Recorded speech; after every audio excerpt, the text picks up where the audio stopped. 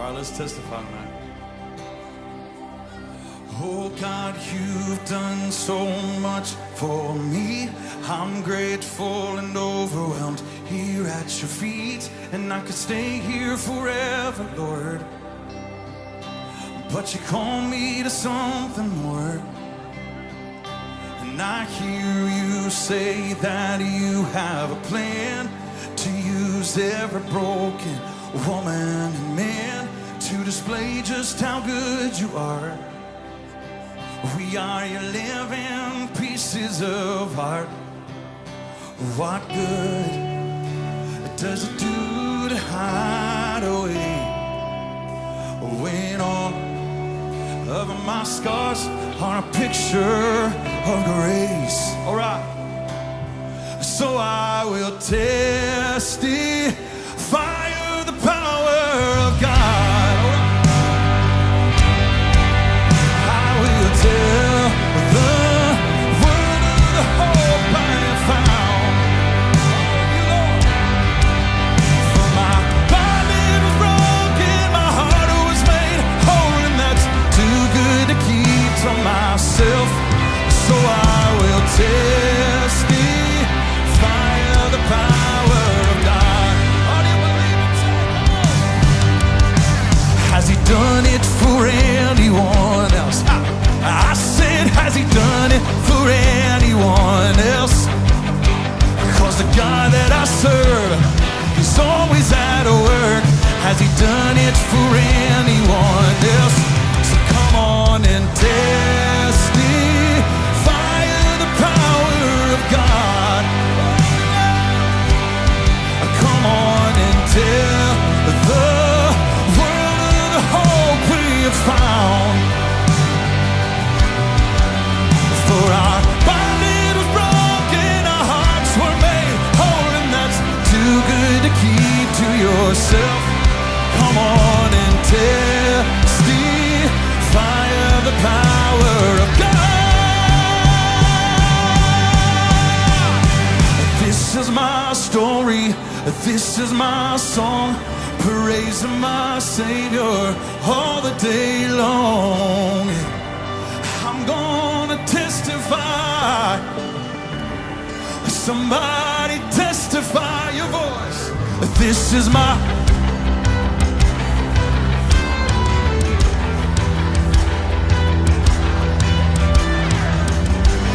So I'm gonna testify. Somebody testify. Come on, take it up. Jesus, my champion, the victor of grace, the only one worthy of all of my praise. Yeah. So come on and testify. Oh, somebody lift Him high. Come on, testify of the power of God. I will tell the world of the hope I have found. Oh, for my body was broken, my heart was made whole, and that's too good to keep to myself. So I will testify of the power of God. Sing it. Oh, my body was broken, my heart was made whole, and that's too good to keep to myself. So I will testify of the power of God. Oh, let's do that right now.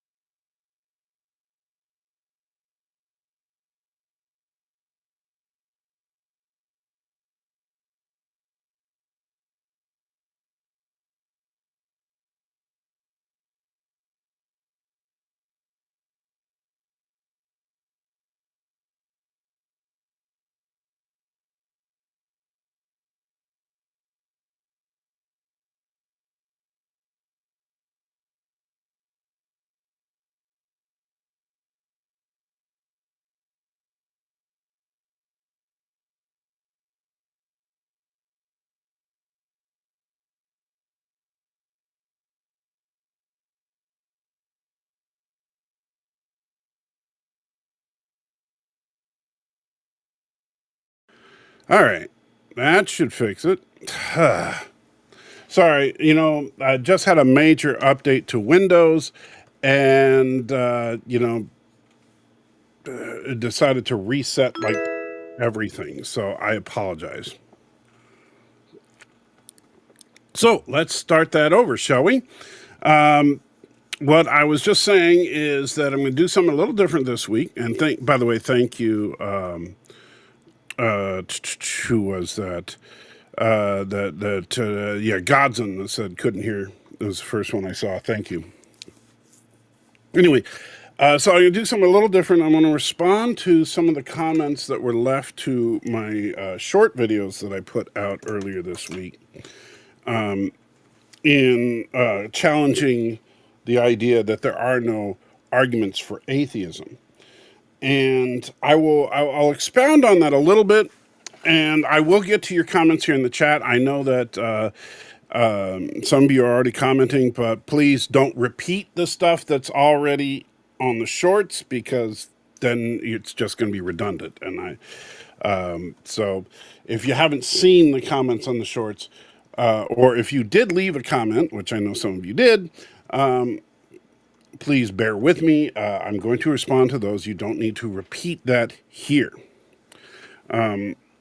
So first of all, let me clarify, and I didn't do this because shorts unfortunately are short, so you can only do so much in one short form video.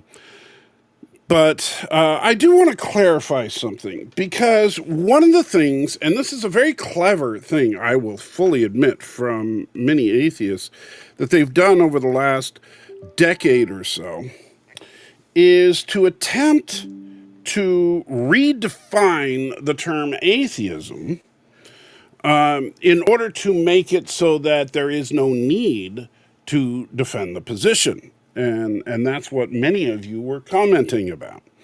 And this goes back to the so-called burden of proof argument. And the problem with that is that in redefining atheism as simply lacking a belief in God, which is usually what atheists will argue atheism actually means, right? They're going to say, "Oh, I'm not saying I disbelieve in God. I'm saying I lack a belief in God." And the reason that they do this is simple, because they know they cannot defend their own position. I'm not saying every atheist that ever has said this believes this, but this is where the thought process originated from, is that since atheism in and of itself cannot be defended, the best defense for atheism is to make it so that atheism is not a position at all. And so if you make it so that you say atheism simply lacks, it means some lacking a belief in God, well, then that means the spoon is an atheist, right? The helmet behind me is an atheist.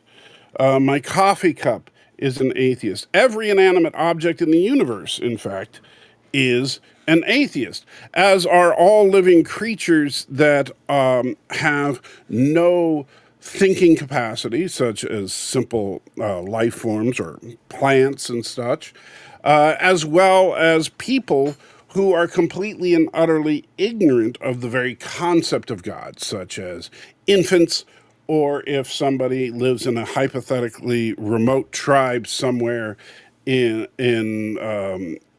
some forest somewhere and has never had exposure to the God concept, period. So, when you expand the definition of atheism to that level, then in essence, atheism means nothing. Because you don't need to say atheist, you don't need a special term for something that is not something else, which is kind of what goes into the first comment that I'm going to respond to. And that was from Mercer. I believe, if I'm looking at this correctly, Mercer was the first person to actually respond. And I'm going to read his comment in its entirety, and then I will attempt to respond to it. But before I do, one last thing. So, to understand what atheism is, and where this whole lack of a belief system came from, is that when what happened was atheism is the antithesis of theism. Theism is the belief that a god or gods exist. Atheism is the opposite. It is the belief that God or gods do not exist. Now, it is, in fact, an active belief, because to say I simply lack something would be to be either ignorant or agnostic. Not and that's where, like, in the modern vernacular now, people say, well, I'm an agnostic atheist. Well, great, then I'm an agnostic theist. Doesn't matter, because if you put atheism on there, you are taking the position, you are making the assumption that God or gods do not exist, right? And you should be living your life accordingly. So if somebody is living their life as with the assumption that God or gods do not exist, then they don't care about any notion of a moral law that might be taken from a religious context, right? That means nothing to them. They may have their own individual moral code, but there's no such thing as an objective moral law that would apply to everybody. They just believe that morality, if they think about it at all, they'd probably argue that morality is an evolved trait simply for the benefit of the herd, etc. But that there is no innate objective morality. You would live your life with the assumption that there is no divine consequence to your actions, no eternal consequence to your actions. The theist would therefore be the exact opposite. The theist generally, particularly if a sectarian theist, which I'm going to get into that a little bit later. And by the way, Stan, I'm glad you I hope you came over to this one. I'm glad you put that link in there, because I did watch that Jordan Peterson debate. It was interesting. And I think eye-opening as to where Jordan Peterson is coming from, and I'll talk about that later. But the theist would be living life with the assumption that a god or gods do in fact exist, and particularly a sectarian theist, that is, a theist that believes in a particular religious doctrine, would do their best to adhere to the principles of said doctrine, believing that that is the objective moral law. And so, whether you be Baptist, Methodist, whatever. As a non-sectarian Christian, which is, I think, the best, let me take a look. What is the,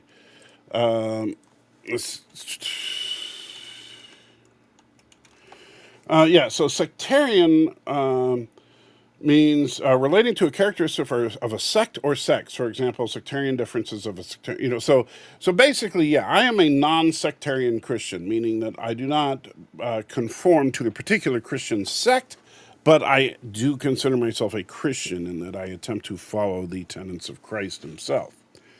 But the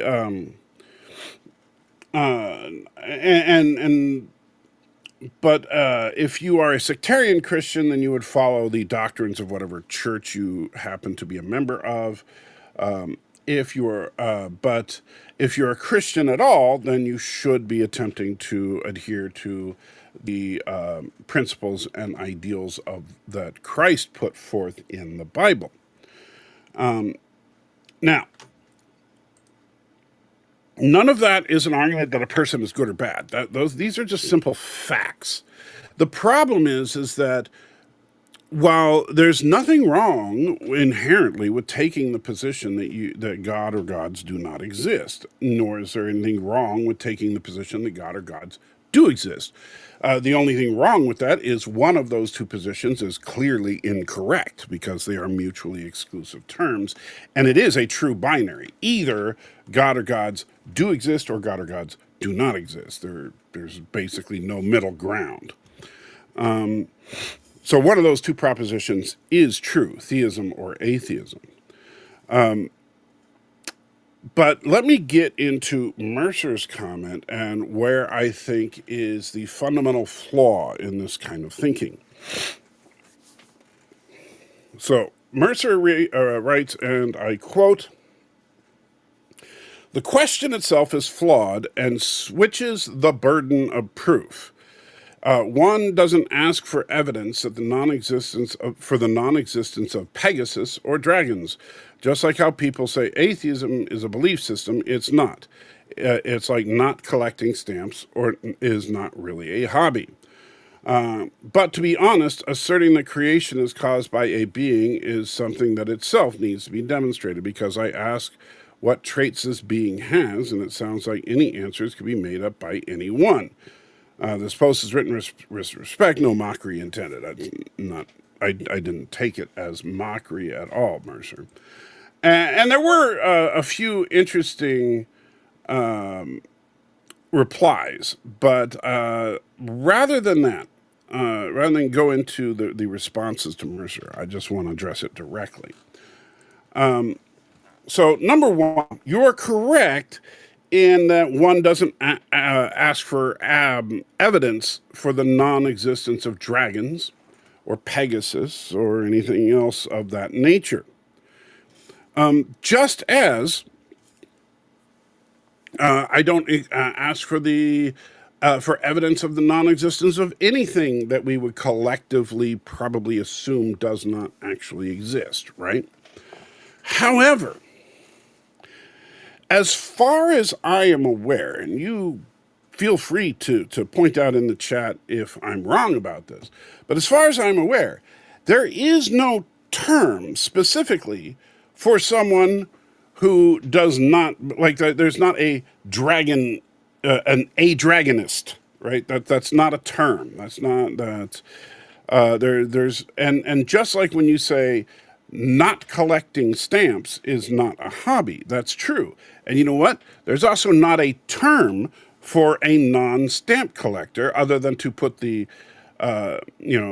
prefix of non in front of it. But an atheist is not simply a non-theist. If it was, then the term would be non-theist. And there is a very distinct difference between a non-theist or a true agnostic and an atheist. A non-theist does not make the assumption that God does exist and does not make the assumption that God doesn't exist. They are either ignorant of the question in its entirety, or they simply believe that it is unknown or unknowable. That's not the position of an atheist. Now, one of the reasons that I know you may think that I phrased it incorrectly because I'm switching the burden of proof, but that's the thing. The burden of proof is a BS argument from the beginning, because a theist and an atheist both are taking a position. And so the burden of proof falls on whoever takes any position. The only person who doesn't need to take a position is someone who doesn't enter into the discussion. So if you are either not interested, then you don't have to take a position, right?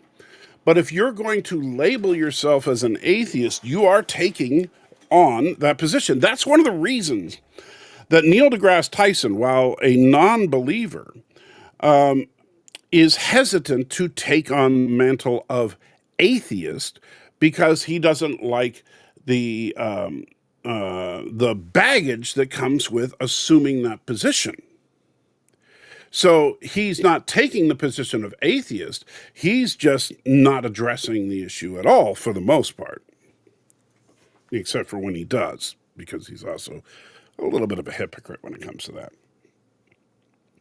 So I hope that makes sense to you, Mercer, and I look forward to if you have an answer to that. So Captain Cisco likewise says that the burden of proof goes on to the person making the claim. There is no evidence for any of the gods proposed. None, in all caps. And that is also an outright, I don't want to say lie, because Captain Cisco may genuinely believe this, but it is patently false. To say that there is no evidence is to fundamentally misunderstand the nature of evidence. What you may want to say is that there's no absolute proof that God or gods exist, and you can certainly make that claim. But there's no absolute proof for much of anything. There is no absolute proof, for example, that the sun is primarily composed of hydrogen. The only way to have absolute proof of that would be to gather a sample of the sun. And not only that, you would need to gather a sample of the sun at many different depths and many different locations, and to analyze the structure of those samples and to see that it is primarily composed of hydrogen. We believe very strongly that it's made of hydrogen because all the supporting evidence points to that. But evidence isn't proof. Those are different things. So evidence can be made up of facts, and it can also be made up of inferences. And a lot of people don't like this, but that's the simple fact is that evidences for the existence of God include things like the various philosophical and logical arguments for God, such as the cosmological argument, the teleological argument, the argument from objective morality, etc. Those are all actual evidences for the existence of God, as well as the interdependency of nature is an interesting one. The fine tuning argument is an interesting one, and all that. So those are all evidences. You also have the personal testimony of millions of people over the course of human history who have claimed to have experienced some kind of divine interaction, whether that be in the case of the authors of the Bible who believe that they interacted with God directly, or people who believe that they experienced some type of miraculous event like a healing or something like that, or just the innate transformation that occurs within someone once they have an encounter with God. Those are all evidences. Now, you might think, well, first of all, personal testimony is the weakest form of possible evidence. And you're right. And yet, people can go to prison for life and, yes, even be executed solely based on the testimony of eyewitnesses. It does and has happened many times over. Why? Because while it may not be as reliable as, say, a recorded video or, some kind of hard forensic evidence, it is still evidence. And there are ways of making personal testimony more reliable.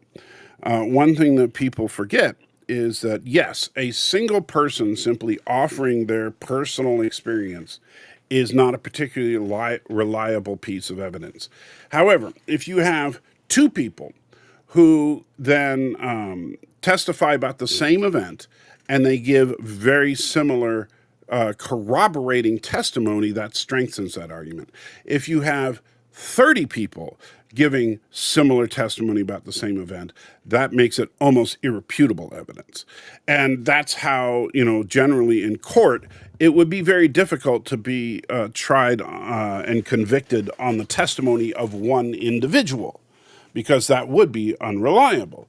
However, if you have multiple witnesses that have seen the same crime, perhaps from different perspectives, but when they describe the crime independently of each other, the corroborating facts line up as to support the idea that person X committed the crime, then person X will probably get convicted unless person X has a equally irrefutable alibi.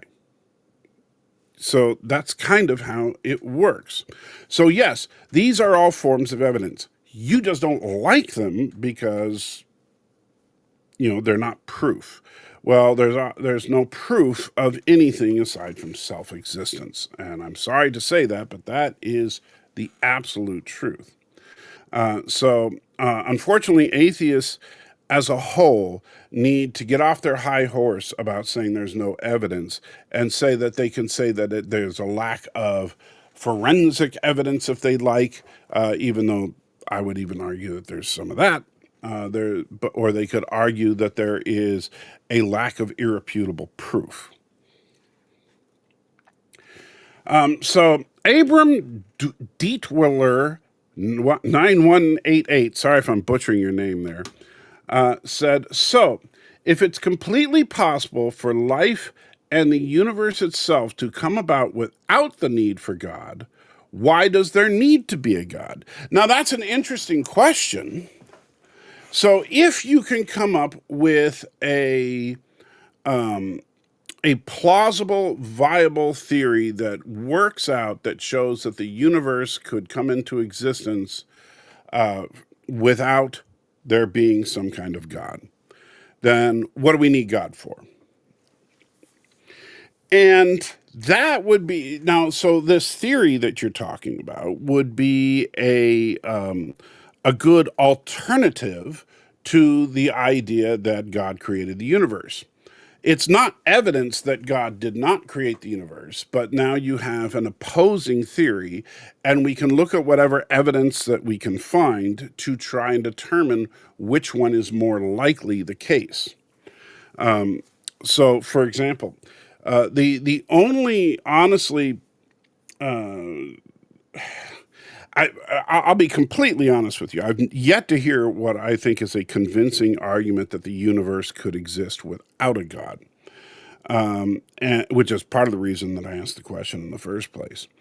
The idea that the universe came into existence on its own is inherently and logically absurd. And the idea that the universe is eternal is also logically absurd. And if it is logically absurd, then it is not a viable theory. And now you may not like the idea of God, but God is not logically absurd. And so that's the problem that I would say, is that from that standpoint alone, I would suggest that it would be more likely a God created the universe than the universe came into existence without one. Unless you can point me to a theory that I'm unaware of that is not logically absurd in some way. Gib255 says, I have an invisible, all-powerful baby dragon in a box here that created the universe. You, me, and everything else. I have no proof that I have this dragon apart from the fact that people know what dragons are. They must exist, even though all dragons are not the same. Heresy. What? You don't believe me? Well, then you must prove that there is no dragon in the box. You can't, can you? Ah, got you. The dragon is real. All hail Sparkles. Now give me the money, or you won't go into happy dragon fun time when you die. Of course, this is just a simple mockery of the idea of Christianity without even understanding the basics of what it is. However, again, I'm not taking the position that dragons don't exist. I'm not an a-dragonist. And so, your argument would fall flat there. I'm arguing about atheism, not a-dragonism. Jaybird9982 says, I told my atheist friend he is going to hell. He said the joke's on me. Okay. Not sure what that has to do with it. Let's see. Creep correctly points out, because some people didn't quite get this, that I'm not asking for proof or evidence. I'm asking for an argument. Let's see. If there is a God and he made brain, and if he made brain cancer in children, then your God is a see you next Tuesday. So this is actually an interesting one. I mean, obviously it's meant to be mocking and insulting and offensive and all that crap. But I actually think that when people post this kind of thing, they fundamentally lack an understanding of what an argument is or what evidence is or anything of the sort. Because this is basically an argument that God, as they understand it, if God created the universe and the universe includes brain cancer in children, then that means that God is a jerk. Okay. But that's only an argument about what you think of the personality of God.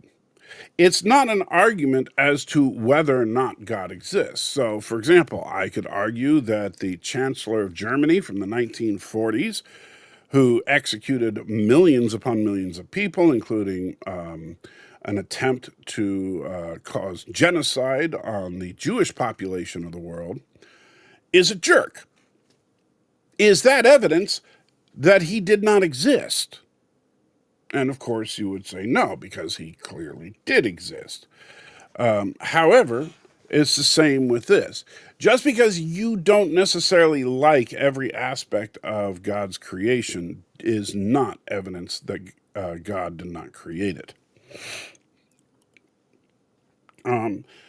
S.J. Sherlock 2053 says, God doesn't exist and is with you always. No idea what that's supposed to mean. And then Atheist Skeptic 8748 says, the question doesn't really make sense. There hasn't been sufficient evidence presented that convinces me a God exists. Okay, so at least we're getting somewhere with this one. And that is actually I think,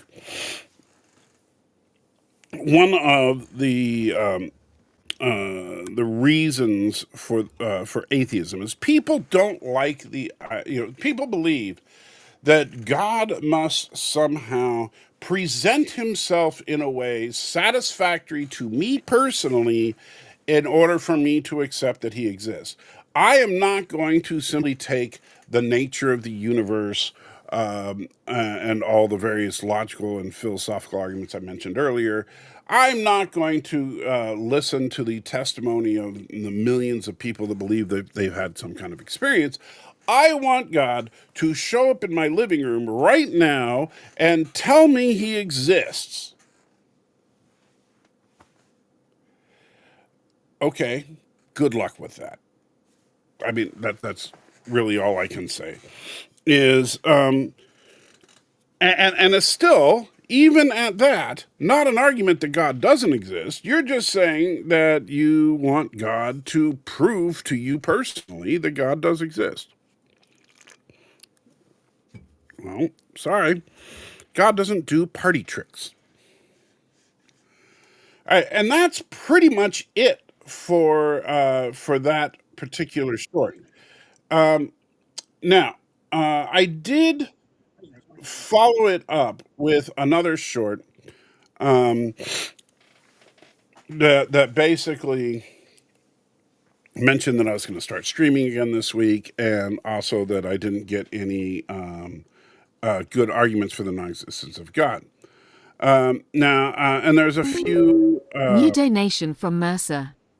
Oh, thank you, Mercer.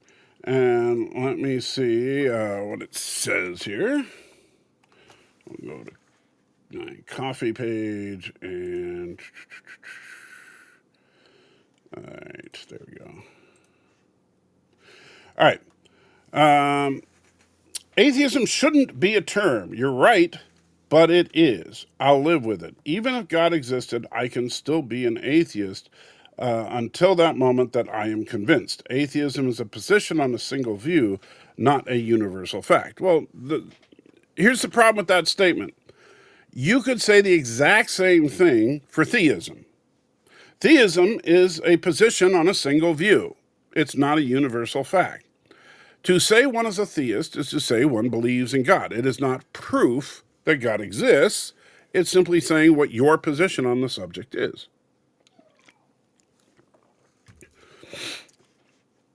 And again, if you don't want to be involved in the discussion at all, then don't call yourself an atheist. Just say you're a non-theist, or you're a true agnostic. An atheist, and that's the problem. Agnosticism has been kind of another term that's been co-opted by the radical atheist movement to try and suggest that theism and atheism are about belief, where agnosticism is about knowledge. Gnosticism, agnosticism, which is patently false. Gnosticism, first of all, is actually a religious term that deals with a specific sect, a subculture from early Christianity that had some and Gnosticism was about secret knowledge that they believed that they possessed about God and the nature of the world and all that.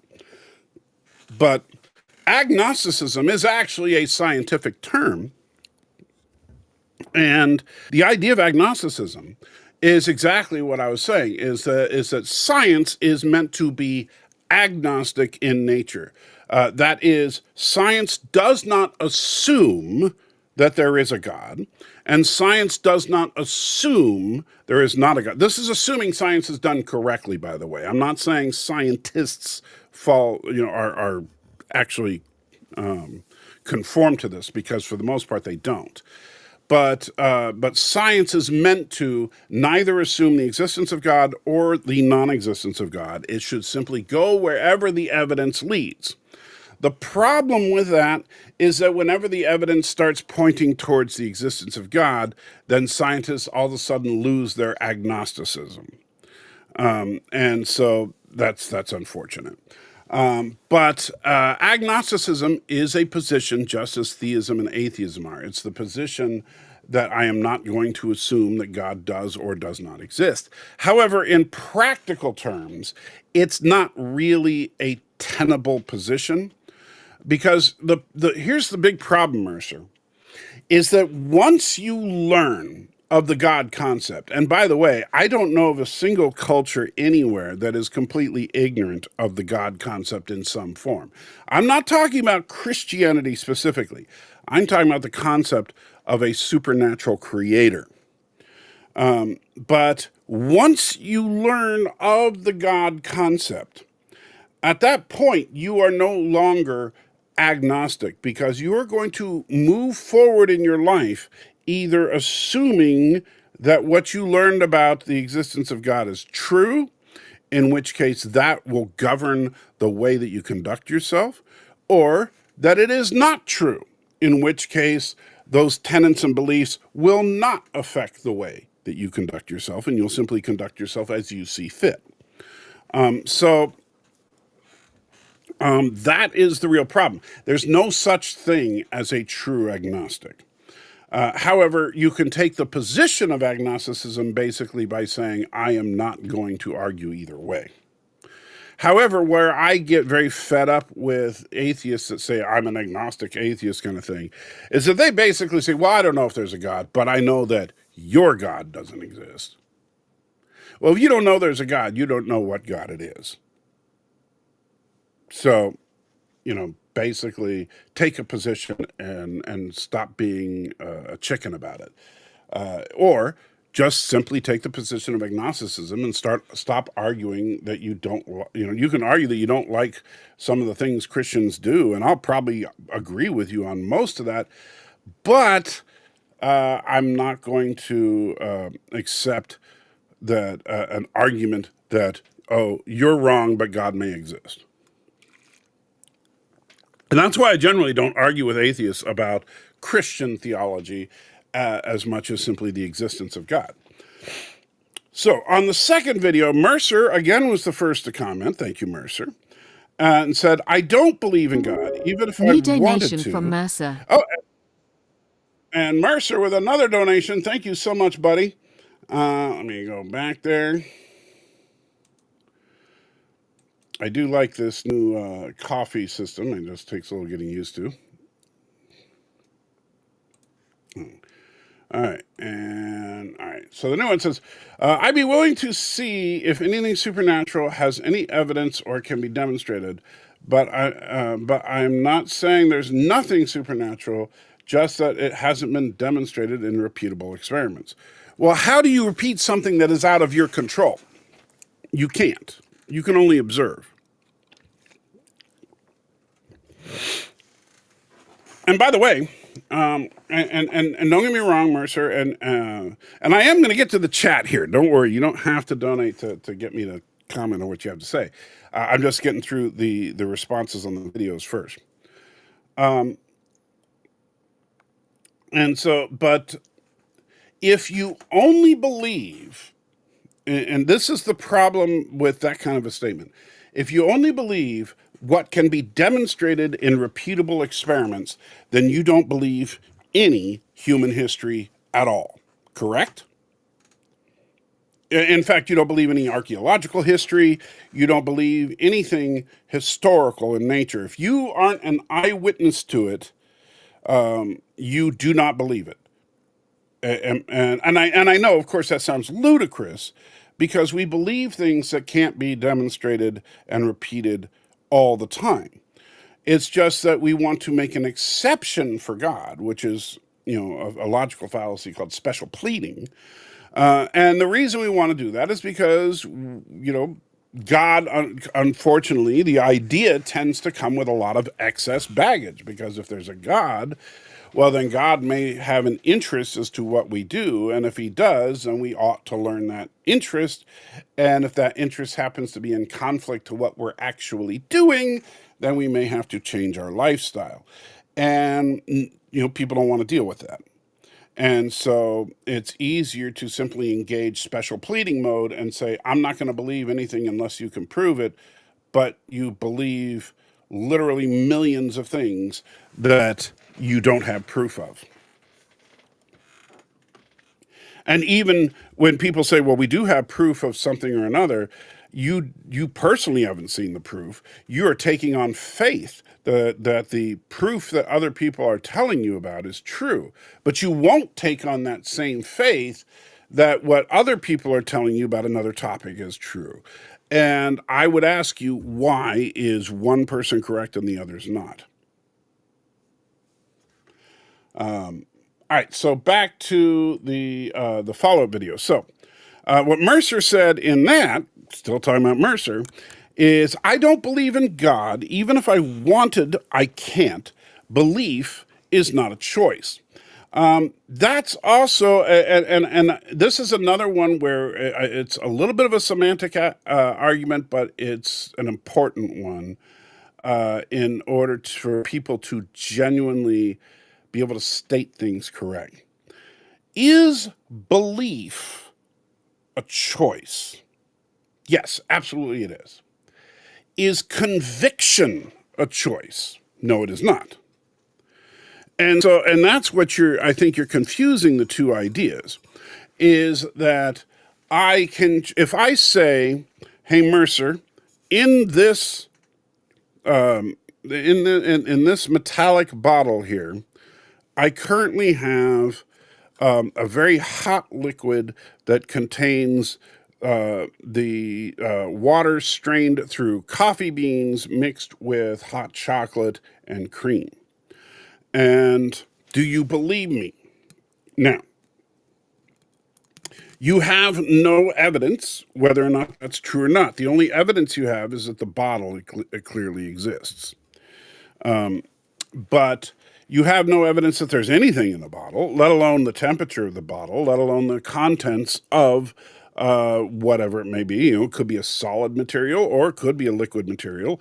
If it's a liquid material, it could be on a water base, it could be a milk base, it could be a million different liquids. And the temperature could literally be anything that would not cause this bottle to melt or freeze. And so you have no real evidence as to what the contents are. But you can choose whether or not you want to believe what I'm saying. In other words, you choose whether to have faith in what I'm telling you, in that you believe that I'm a trustworthy enough source to believe that what I'm saying is not objectively false, right? And so do you have that level of faith in me? I would assume you do. And yes, this does have coffee mixed with hot chocolate and cream. Poor man's mocha. So that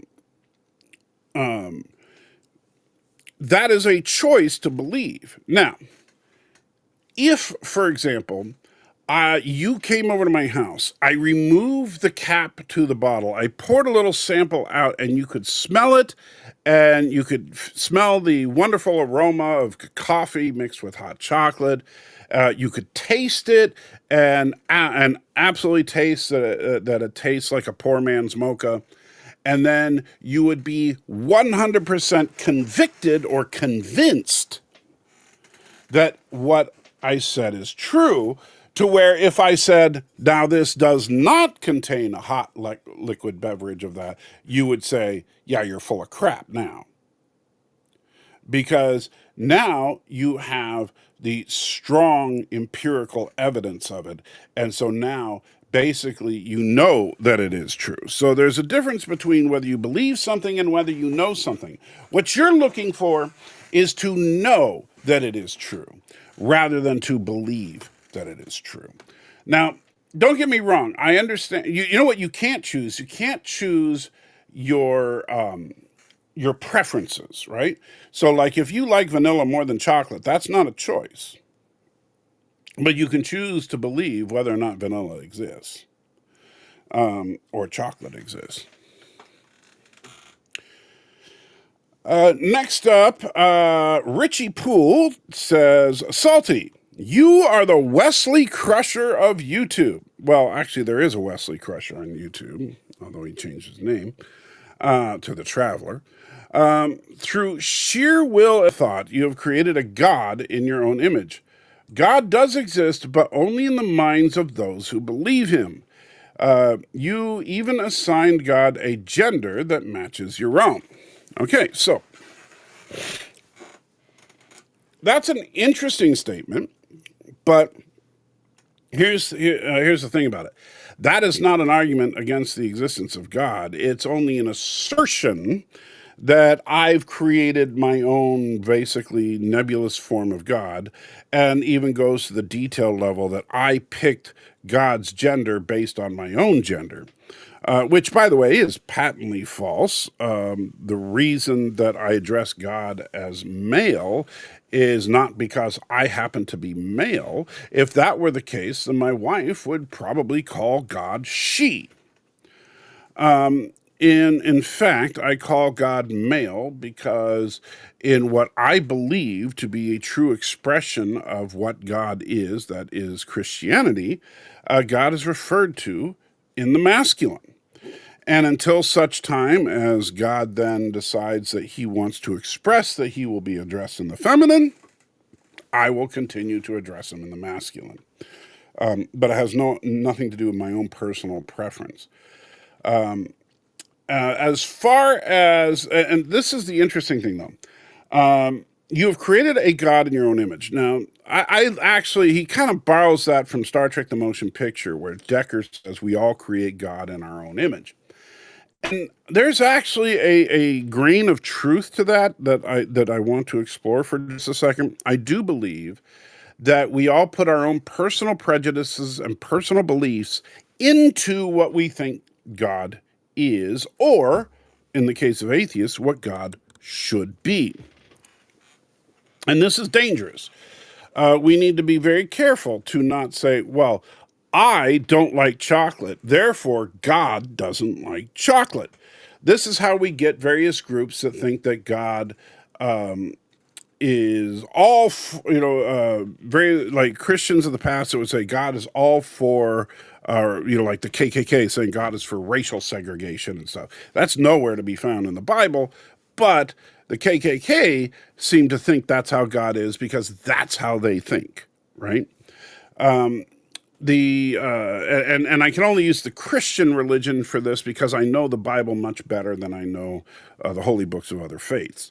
But likewise, the Westboro Baptist Church, they believe that God hates homosexuals simply based on the fact that they're homosexual. And further, that God hates the United States because the United States harbors homosexuals, etc. Now, there's nothing in the Bible to support this, except that you can argue that homosexuality is a sin. But does God hate all sinners? Well, if he does, then he would hate all humanity. So there's a big problem there. And so what they do is they take their own personal prejudices, or prejudice, I don't know if that's the plural prejudices, but whatever, and insert that into God. We need to be very careful not to do that. So I need to, and this is one of the reasons that, like, we're doing the Bible study that we've been doing on the weekday streams, and I apologize for this last week, but I will be getting back into this coming week, is let's explore what the word actually says. And I know that several people had their minds proverbially blown when they read what the Bible actually says about slavery compared to what they thought it said about slavery based on the arguments of atheists.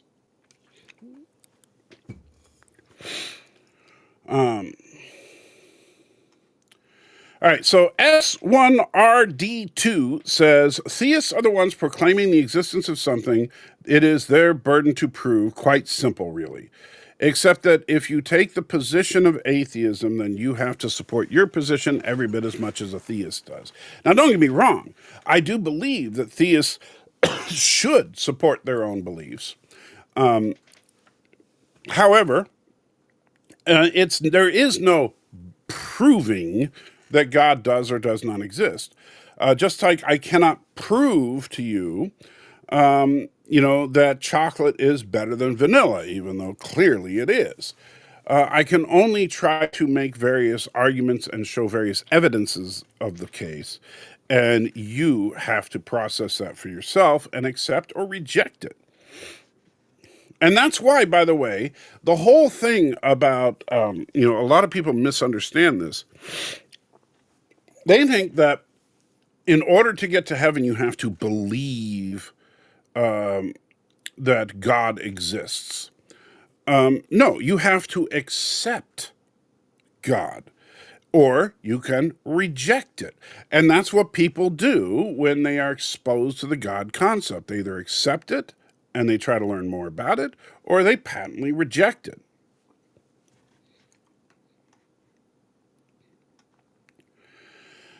Jeffrey, or as I like to say, says, how do we define the difference between belief and knowledge? Now, that's actually a good question. Belief is whether you choose to accept the truth value of a claim made by another person. So belief is something that you do without absolute certainty, right? Now, you can have some level of certainty. Like if I say that this cup has, a hot black liquid in it, you could say, well, that cup is clearly a thermos type container that's designed to keep liquids hot. It doesn't have a straw in it like this one over here that you would assume is to keep liquids cold. It looks more like it's designed to keep things hot. And, Salty keeps taking a sip from it, so I would presume there's some kind of liquid in there. So based on that evidence, I would agree that there's probably hot coffee in there. That's belief. Knowledge would be like before. If I poured out a sample of it for you to examine, you could smell it, you could taste it, etc. And now you know for certain, or at least as certain as one can know, given the confines of our universe, that is in fact the case, that there was coffee in that container. I think there are arguments for the non-existence, but it depends on first having a definition of God or gods to argue against. This is from Anthropomorphic. That's actually a interesting statement. And yes, you do need to have some, and that's one of the basic reasons that I will not argue about points, the finer points of Christian theology with someone who is a confirmed atheist, because we don't have a common point of reference. In order to argue about, for example, let's say the biblical account of slavery, whether or not slavery is in fact supported by the Bible or simply tolerated or whatever. If we want to have that discussion, well, first of all, we need to establish that God exists and that the Bible is the final authority on God's statements. If we can go that far, then we can start to discuss the details of it. However, if you're not willing to acknowledge the existence of God or to acknowledge that the Bible is the Word of God, etc., then we need to get there first. Now, as far as a definition of God or gods, it's very, very simple, actually. God or gods is a supernatural living being that caused the entirety of what we call the universe.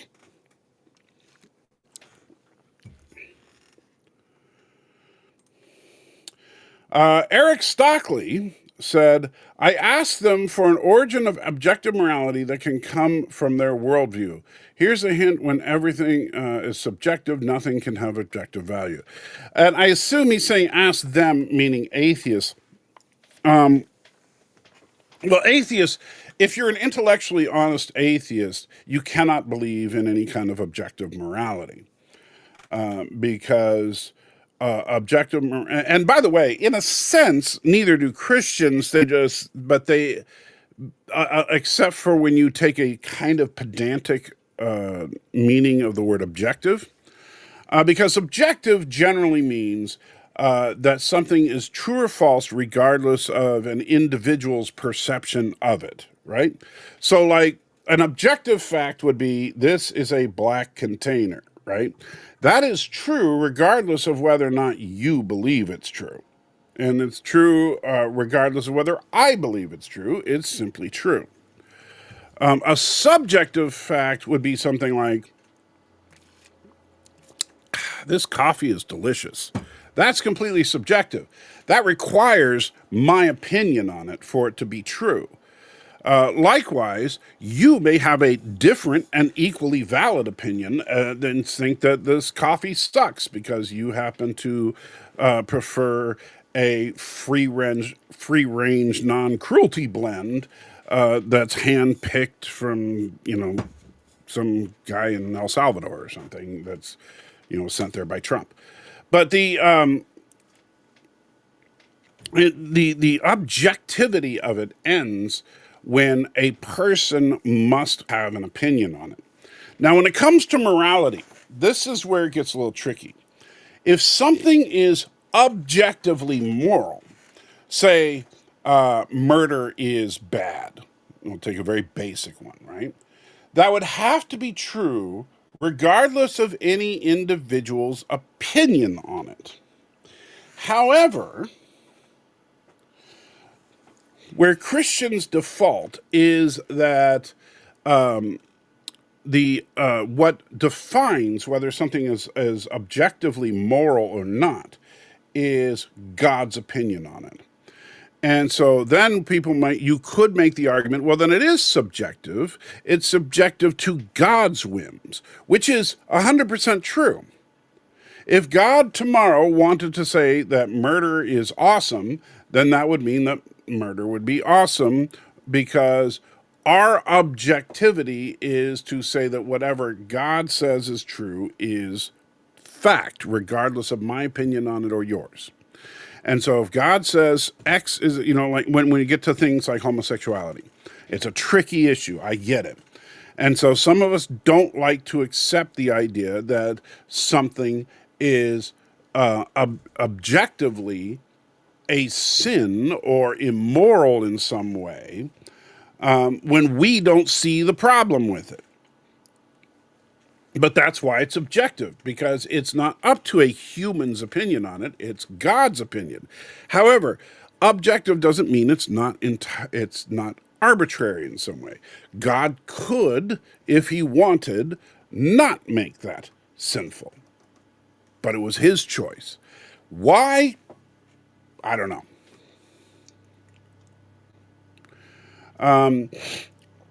And that's it. Multi-Gunman said, excellent point. Thank you, Multi-Gunman. All right, so with that, we will now go to the live chat. I'm sorry for taking so long to get there, but I felt it was important to talk about what individuals had said in those videos. I'll probably do a short video response to each one of those comments, but because of the time, I probably won't do that today.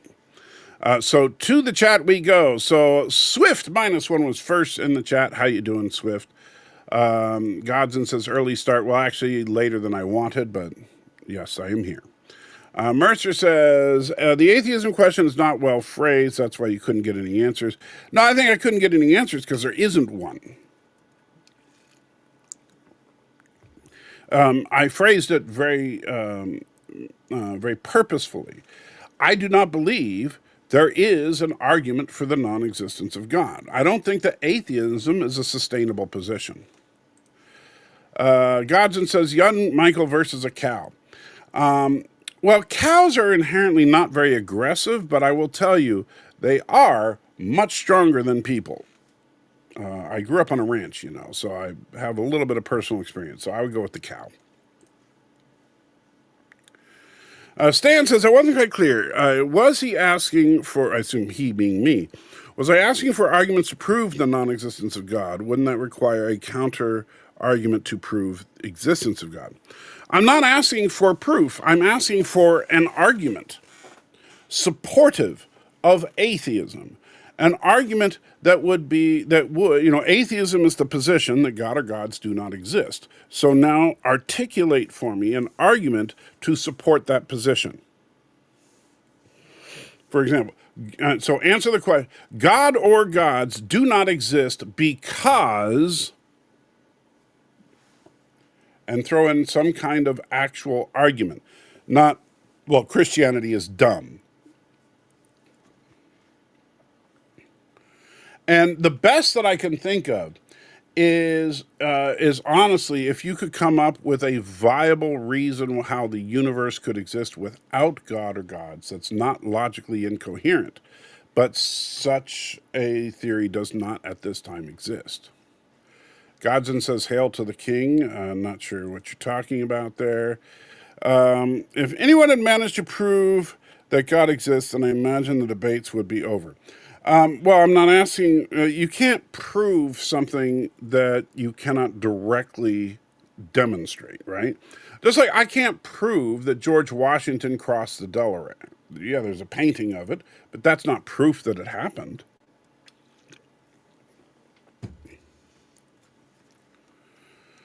Let's see. Where does the burden of proof really lay? Seems like a burden would be on proving something does exist. I think that people get confused with burden of proof. First of all, this is not a court of law. Nobody's been accused of a crime. And it's more like a civil court, which is kind of interesting because we confuse criminal and civil cases all the time. In criminal court, one side, in the case of the United States, and based on the idea that was founded by Moses, etc., is that you must be proven to have committed a crime before you are sentenced for that crime, right? That's the foundation of our judicial system. That's what due process is all about. That's what many people are fighting in Washington, D.C. right now over. That's the very core of the legal system, is that the state must prove you guilty in order for a sentence to be carried out. And so that's criminal proceedings. Civil proceedings are a different beast entirely. If I were suing you, one individual to another, then because I say that you did something that caused harm to me, it is no longer the case that I have to prove beyond a reasonable doubt that you in fact did what I said. However, I have to demonstrate that it is more likely that you did do it than didn't. And you New donation likely, from Mercer. and thank you, Mercer, I'll get to that in just a second. Let me finish this thought. And you likely would have the opportunity to counter that with an argument saying that no, what that person says is untrue. And whoever can provide the preponderance of evidence is the winner. And so let's say that I accuse you of shoplifting from my store. And so I show as evidence of this, first of all, my own personal testimony that you did it. I can show the daily receipts for my store that show that I didn't make any money that day, and video surveillance of you walking out of the store with a nice brand new chainsaw. So you, on the other hand, show that, and so then the judge goes to you and says, okay, what's your evidence?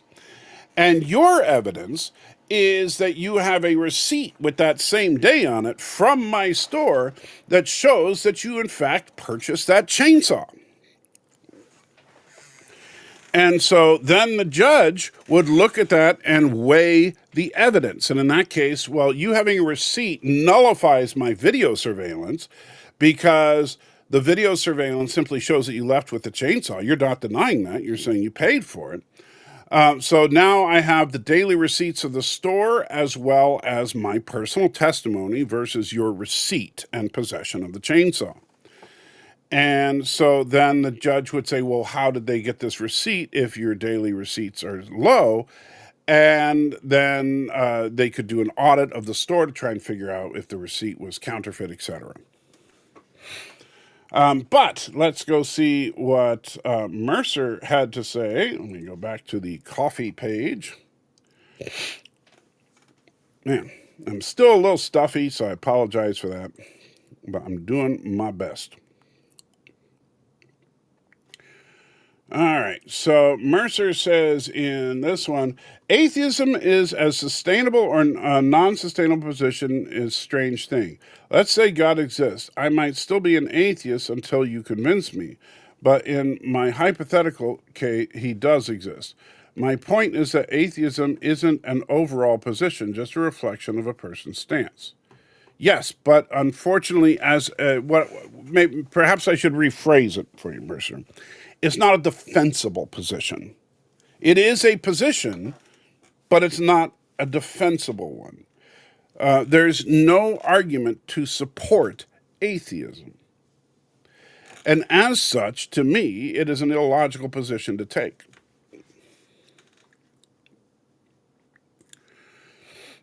Stan goes on to say, could say something doesn't exist because I can't identify it using my senses or any form of measurement, like, for example, invisible things. I can't sense radio waves, but can detect them using instruments. And with God, the thing is, can we observe the effects of God? Well, then you would have to ask, what are the effects of God? And the basic theist response to that is, existence itself is the effect that we can measure.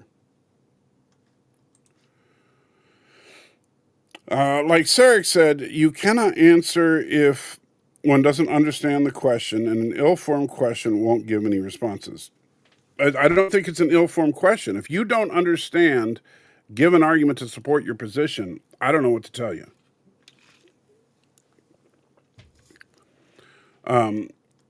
If you that means you don't understand your position, which would actually go back to the Jordan Peterson argument that atheists don't understand what they are rejecting, which I actually thought was a brilliant assertion. Unfortunately, the conversation didn't go anywhere with it. But that's true. I don't think atheists do understand what they're rejecting. Which I thought is where faith comes in, where you believe despite lack of empirical evidence. Well, faith is not... okay. faith and belief are related, but they're not exactly the same. Faith, it literally means trust. So if I say once again that I have the hot liquid in here, the question is, do you trust me? Right? So, and that would be, do you have enough faith in me to believe that the hot liquid in this container exists? When we talk about religious faith, and this is where a lot of people get confused, it's not about whether or not you believe that God exists. That's theism and atheism. That has nothing to do with religious faith. Religious faith is whether or not you trust God, and in as much as you trust God, if you come to accept that the Bible is actually the inspired word of God, do you trust God enough to accept the things in the Bible, even the things you don't like or don't understand?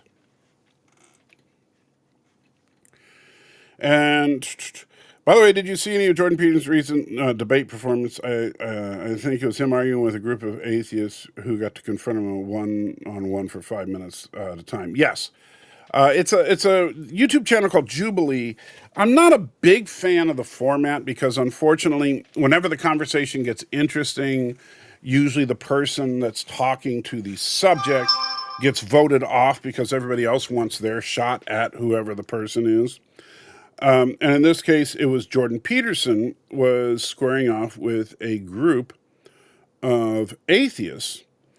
And I thought that it was very interesting, but I also I thought that with the most interesting thing about it to me is that I think it kind of revealed inadvertently just where Jordan Peterson's beliefs lay, because Jordan Peterson likes to keep his beliefs close to the chest, right?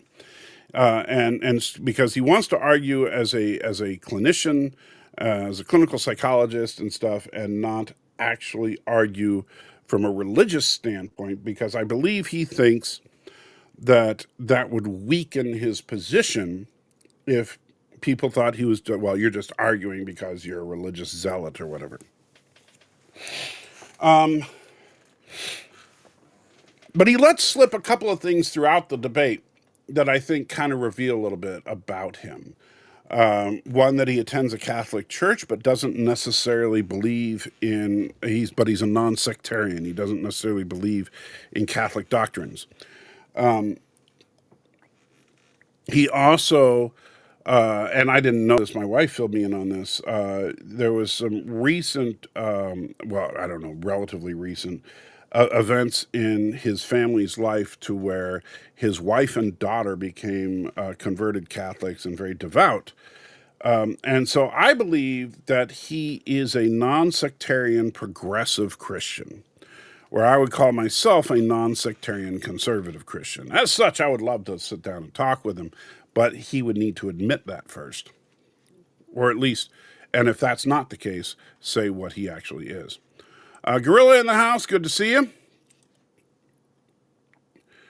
Let's see. I haven't watched the whole thing. He seems very dismissive in the clips, sort of Bill Clinton vibe, kind of define is. Well, he does push for a lot of very specific definitions, but I think there's a purpose to it. I don't think he performed as badly as some, but I also don't think he performed particularly brilliantly either. Godson says, yes, call the atheist. I'm not sure what you mean. Robert in the house says, shalom. Today, Salty Trekker, good. You are doing okay. It's a little off topic. Dave Cullen did a video the other day about Trek. He said that the motion picture is his favorite Star Trek movie. Oh, well, no. No one is perfect. Yeah, Dave Cullen, sometimes I think he's brilliant. Sometimes I want to punch him in the face. And if he seriously thinks that Star Trek the motion picture is the best of the movies, he's smoking crack. Here an atheist, you should call out ex-Jehovah's Witness Panda. Never heard of him.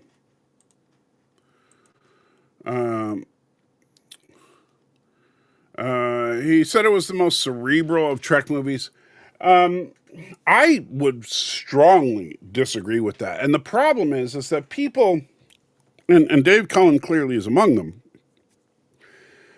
a lot of people think that cerebral needs to mean free of action, right? You can't have smart and action in the same thing. It's either, the smarter it is, the less actiony it is, right? And that's why, people say that The Cage, the original pilot of the original series, was very cerebral, and the rest of the original series was not as cerebral because it was more action-oriented. But I would say the most cerebral Trek movie is probably Star Trek II. Because most people don't even begin to understand the themes involved in Star Trek II.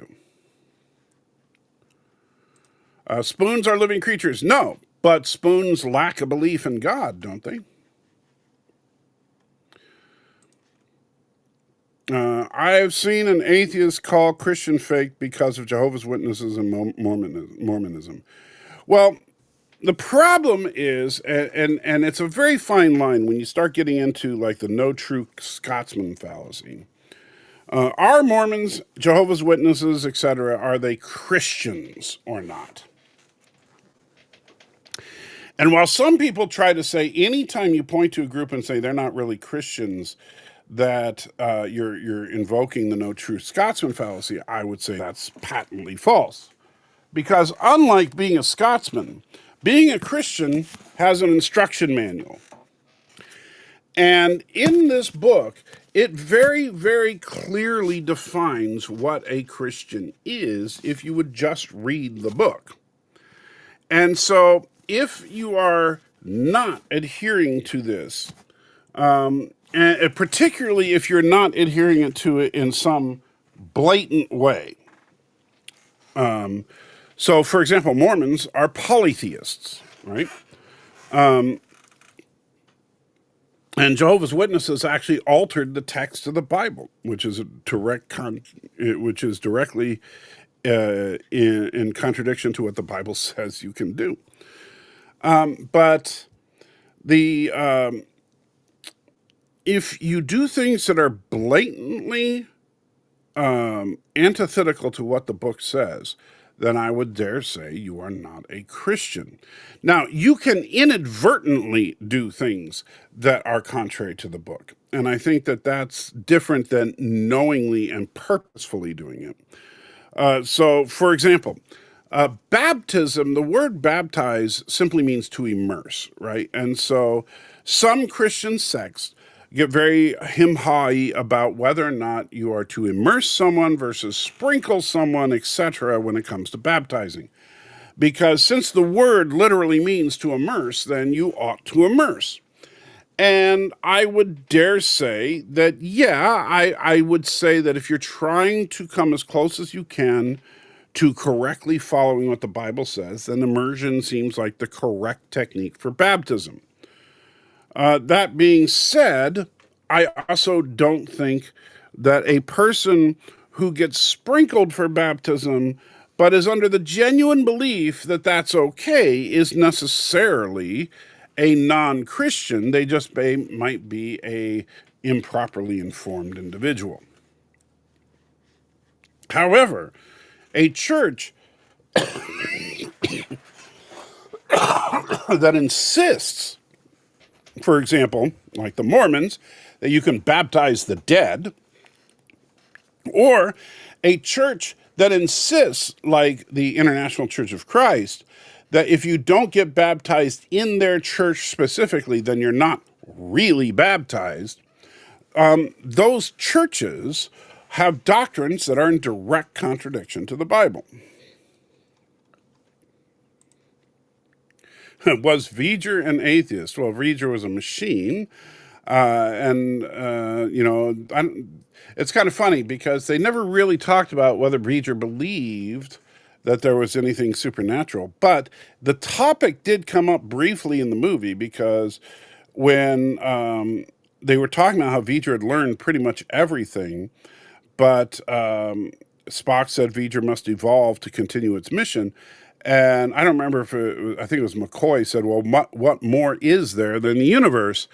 And Kirk said, other dimensions, higher levels of being. A higher level of being would include a god. So, yeah. It was looking for its creator, but you could just as easily say it was looking for its parent. I guess V'ger doesn't have any kind of faith. I don't think V'ger did, at least until it merged with Decker. And Mercer, repeating what he said in the other comment, atheism is more an active belief than not collecting stamps is a hobby. That it's an assertion, and it is a belief. It is a belief that God or gods do not exist. If I purposely, you're right that not collecting stamps is a hobby. Is not a hobby. But if you believe something is true or you believe something is untrue, you still hold a belief. It's not the same. It's not a good analogy, to be honest. The non-stamp collector argument, I think, is inherently flawed in that there's a big difference between a belief and a hobby. A hobby involves an activity of some sort. Or at least an occupation of time that is not inherently productive. Humans need religion. I think that there's actually some truth to that. Now, I don't think religion and God are the same thing, but I do think religion helps people. Well, figure you can still adopt the biblical moral codes whether or not you believe it was defined by God. No, you can't. And I know people have said that a million times over the years, Stan. But no, because a very big part of the biblical moral code is to worship God. And you can't very well worship God if you don't believe God exists. Yes, and there's a link to the Jordan Peterson video. Captain Phantom Nerds in the house, good to see you. God's Son says, atheist, I use Noah's Ark as a winning argument that Christianity is fake. Okay, that's a very vague thing. Okay, great. That's how. Robert says, Sartre, the other day, Christian here in South Carolina, Methodist minister and his wife were arrested for doing very bad things to children. News said that it had been going on since the 80s. That sucks. But let's see. What if his actions destroyed those kids' belief in God? He has done so much damage. If it was up to me, he wouldn't even make it to trial. I can understand but what you're talking about is the emotion. I mean, and believe me, I think it's completely justified. The emotion and rage that you would get from someone doing these horrible things to children, versus the institutional belief that everybody is entitled to have their case heard by a jury of their peers. That everybody is, sorry, the battery in my back ran out, so I need to recharge it. Everybody is entitled to have their case proven. And the thing is what if they didn't do it? Right? That's the whole point of the state proving their case. If they didn't do it, then obviously the state wouldn't be able to prove it in court. At least I would hope not. Double envelopment says, as a pantheist, I think all religions are correct on an equal level because their structure evolved from the universe itself. However, I disagree with one religion claiming it is the only path to be saved. I would say that as a pantheist, you should also believe that all religions are false. at least all organized religions in the modern context, because none of them ascribe pantheism. I tend to be something of a panentheist, but I think pantheism in and of itself is an interesting idea, but I also think that it is an inherent, and for those of you that don't know, it's basically pantheism is the belief that the universe is in fact God.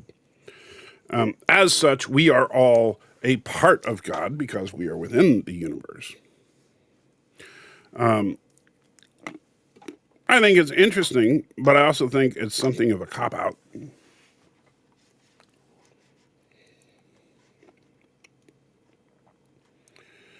Spike says, I believe in God, but in kind of a weird way. I believe that God was an advanced extraterrestrial builder. He builds worlds and seeds life, and when he moves on to another world. Okay, so like the Celestials in Marvel. But then here's the problem. So first of all, that's not, just so you know, Spike, I know you put God with an uppercase G. That would be God with a lowercase g. More akin to the likes of Zeus or Apollo than Yahweh. This is not a creator God. This is a God that simply is a being of great power that lives within the same universe we do. And the gods of Mount Olympus, etc., are of that ilk. Anyway, so while that's an interesting idea, then my first question would be, well, where did he come from? Because the whole point of Genesis 1, and one of the reasons we spent a lot of time on it in the online Bible study, was that Genesis 1 outlines the very fact that all the various things that people would worship as gods were not. They were all created by God. That we are not to worship anything within the creation. And yes, that includes living things, right? So even if there was a group of celestials running around seeding planets, that doesn't mean we should worship them, because they had a creator as well. Because everything within this universe had a beginning, because this universe itself had a beginning. Let's see. You have strong feelings about anyone that abused children. Oh, yeah, absolutely. I agree with you, but don't you think it ought to be proven that they did it before we take punishment on them? All we know is what they are accused of. That doesn't mean they did it. I mean, basically, unless you are an eyewitness to it happening, you don't know that it happened. And that's why I pointed out earlier that we take things on faith all the time. We take on faith that international politics are exactly what the news media tells us they are. And even for people that say, well, I don't believe the lamestream media. Yes, you do. You just take it from a different source because they're all reporting the same basic facts. Whether you're getting your news from MSNBC, Fox News, or Tim Pool, the basic facts are not contradicting. The things that are contradicting is people's opinions on the motives and stuff behind various people involved.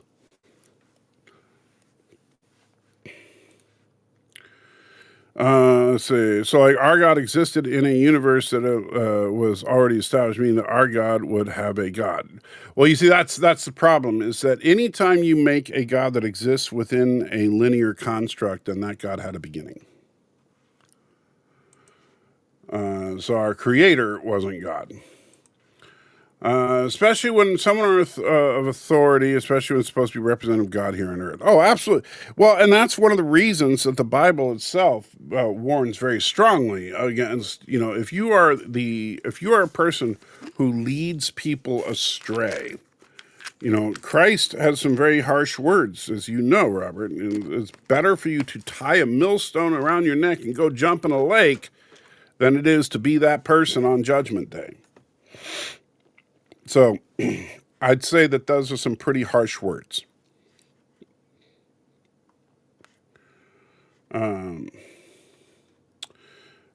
Stan points out, I'm pretty sure it was the humans doing the abusing. Well, yes, but the problem is that these people may well have made it so that these kids could never possibly accept the existence of God, because the person that they trusted as a representative of God here on earth abused them in such a horrific way. Sorry, gotta keep taking my medicine here. Humans will always have religion. Yes, and in fact, another thing that I liked from the Jordan Peterson debate is he pointed out that some of the most deeply religious people of all are atheists.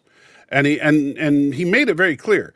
Atheists are not sectarian, meaning that they don't go to church, they don't have doctrines and dogmas and stuff, but they are very religious.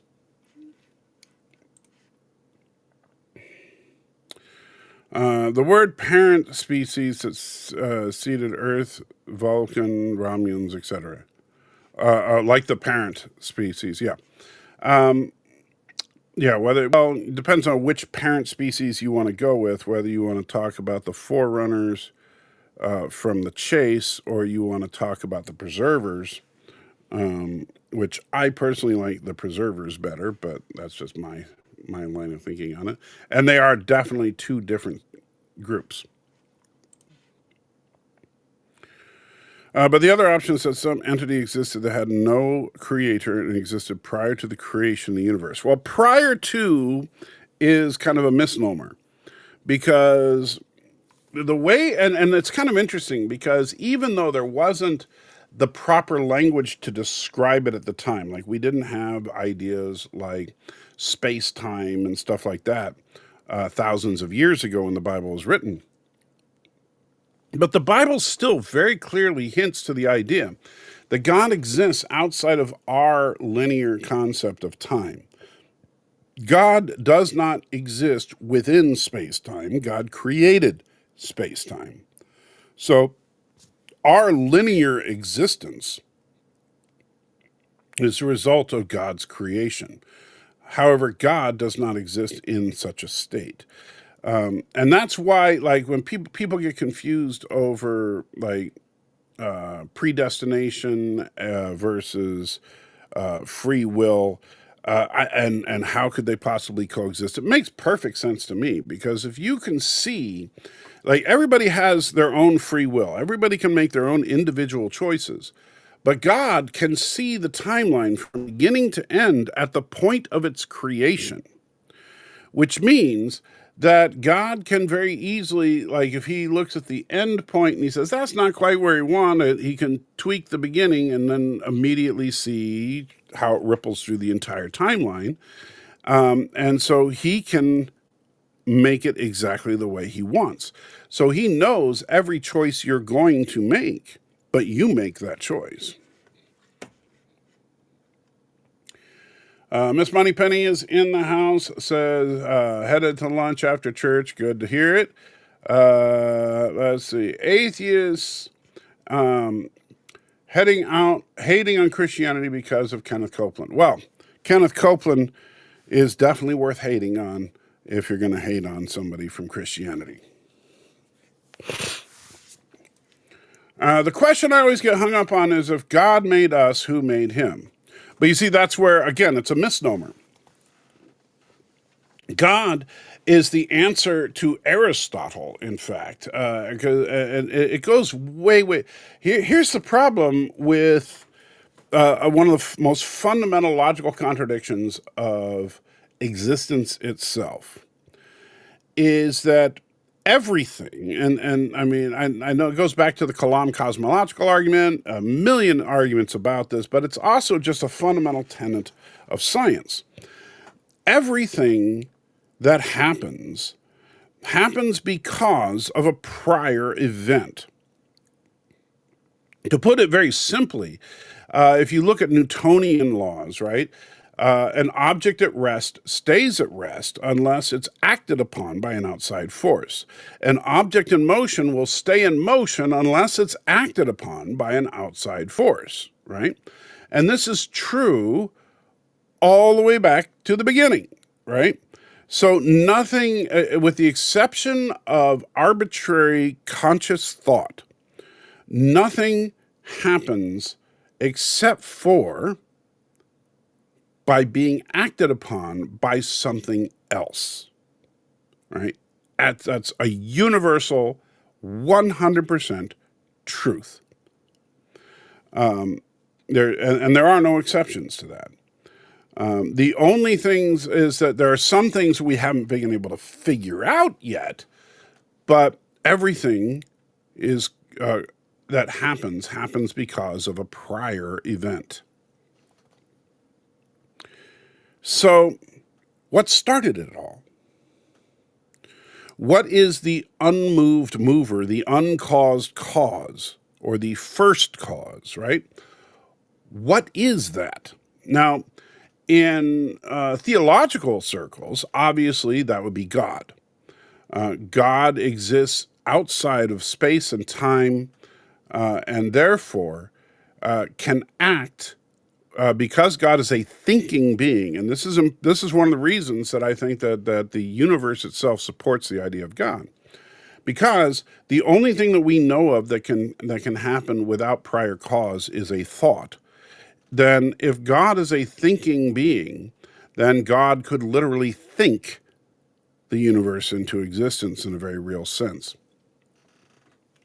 However, if everything is naturalistic, if there's no God at the bottom, the foundation of all this, then that means that you have to have some kind of natural process that can happen without being acted upon by an external force, which would be logically incoherent at best. So nothing made God in the linear sense, because God exists outside of linearism. However, if you want to get into speculation, you can get into how God could have been created by God, which I think is kind of an interesting idea. Yes, it was the humans that did the abusing. Yes, indeed. The idea of heaven kind of weirds me out. Well, heaven's not as weird as people make it out to be. The problem is most of what we know about heaven comes from, things like Da Vinci and the Divine Comedy and stuff. It has nothing to do with what's in the Bible. Spike says, I'm worried that if I go to heaven and reunite with loved ones, that there will be idolized versions of them, and that they will be versions of them with all their negative traits removed. You're worried that they would have their negative traits removed? Why is that something to worry about? Like, if you think about, say you have, Uncle Spike, right? Because your name is Spike. So Uncle Spike is overall a nice guy, but he has a horrible addiction to alcohol and is something of a glutton. So then you meet him in heaven, and that addiction and gluttonous are gone. But it's still Uncle Spike. He's just been relieved of those negative things in his life. So why is that a bad thing? I don't understand. And you say fake versions. I don't think they would be fake at all. I think because just like we all struggle with things, those struggles are to be removed. And Stanley says, how is it decided which are the negative traits? It's decided by God, not by us. And that's another thing to remember. It's funny, you mentioned an uncle. My uncle, who I dearly miss, was kind of an a-hole. If I get there and he's all smiley and happy, then I would be unhappy. That wasn't him. Well, I don't think that, first of all, and I don't know your uncle, I don't know what his theological beliefs were, but that's really what's going to matter, is where was he from a theological standpoint. If he was not of if he didn't accept the gift of salvation, then it's not going to matter. You're not going to see him. But just because someone was grumpy I don't necessarily think that their personality is going to be changed. Like, for example, Wolverine. If Wolverine were in heaven, I don't think he'd suddenly become a nice, charming guy. I just think that his tendency to go into rage mode would disappear. Coffee system, I'm seeing as purple pills with crowns in this chat. Okay. And by the way, good to see you, Jeffrey. I hope you saw earlier, Jeffrey, when I responded to your comment. And yeah, I see the purple pills with crowns as well. Peter David had passed away. For anyone that read as fan of any of his Star Trek books he's written. No, that's too bad. I'm a big fan of one book in particular, Vendetta. I just wish the ending were better. Well, that's one of my absolute favorite Star Trek books. Let's see. And Jeffrey says it's good to be the king. Yeah, I don't think you're the king. Something has to happen to us when we die. That is true. Mr. Miles in the house. Good to see you, Mr. Miles. Sorry, it's been a while, and you left this comment an hour ago. Hope you haven't left, but good to see you. Loretta Swift passed away at the age of 87 for any MASH fans. I did not know she was even still alive. I would imagine God wouldn't have a gender at all. You know, the interesting thing is that you're probably at the core very much correct about that. I don't think that God has a gender in the same way that we do, because God, from what little we can really grasp of him, is not a being that reproduces, especially not sexually. So gender would be utterly meaningless. However, if he chooses to be addressed in the masculine, that's fine. If, however, God chose to be addressed in the feminine, that would be fine too. But I do think, yeah, God, trying to, say God has some kind of, sexual reproduction system or something, yeah, probably not. And man, I wish I'd seen those comments from you when you first popped in, Mr. Miles, because you're probably long gone. I don't see any of the recent comments. So I also watched an episode of Matlock the other day. Guess who played the prosecutor that went up against Matlock? It was Jonathan Frakes. No, he didn't do the Riker maneuver. It's funny. My wife and I have been watching old episodes of Mission Impossible. And there is, and you can go back and watch, I think it's episode 7 of the first season of Mission Impossible. And there is a scene where you have 4 sci-fi veterans in the same room at the same time. Barbara Bean and Martin Landau, who of course were the stars of Space 1999, were also 2 of the main characters in the early seasons of Mission Impossible. And they were faced off with Mark Leonard of Sarek fame, and I forget Percy something, I can't remember his last name, who played Commodore Stone on the original series. So you literally had a Starfleet Commodore, a Vulcan ambassador, and 2 people from Moonbase Alpha all in the room at the same time. And of course, later on in Mission Impossible, Leonard Nimoy becomes a main character. So, that's kind of funny. Gender is Earth biology. Well, it's biology. I don't know if I would say Earth biology, because for all we know, sexual reproduction exists elsewhere.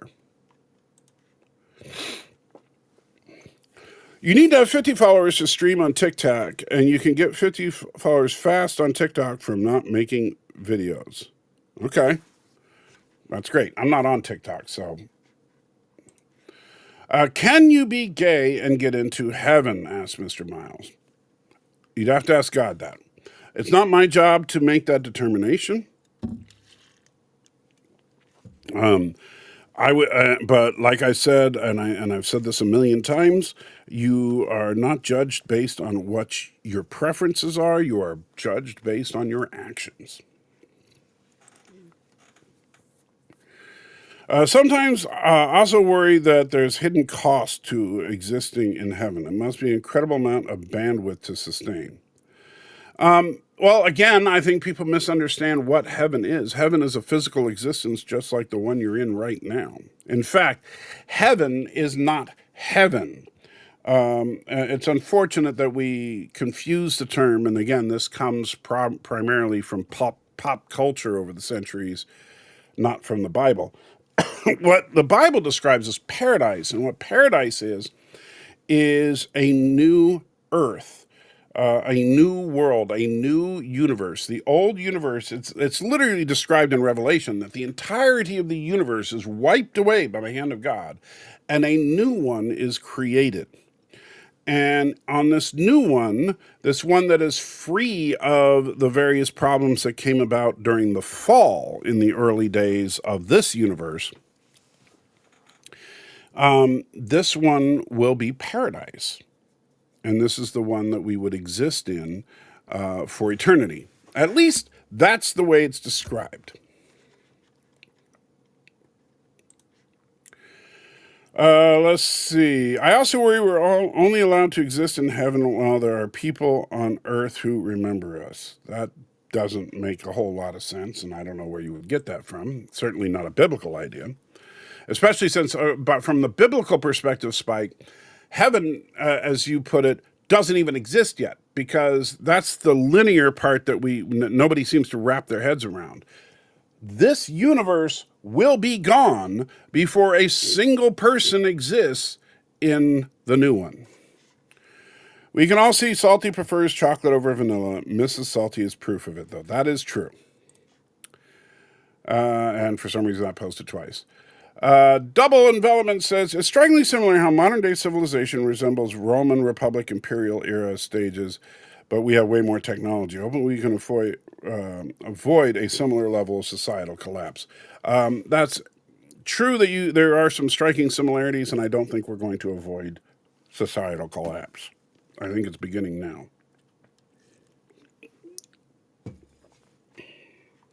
And all you have to do is look at the fact that for the last 20 years or so, and because I'm not blaming Trump for this. Trump is a symptom of it, but I'm not blaming him for it. But over the last 20 years or so, we become increasingly sectarian, if you will, about our politics. And I think that sectarianism or the political parties are going to destroy us as a society. I truly believe that. And I don't think that, and unfortunately, I don't want to say this, but I think it's true. I think it'll happen in my lifetime, and I'm not young, as you know.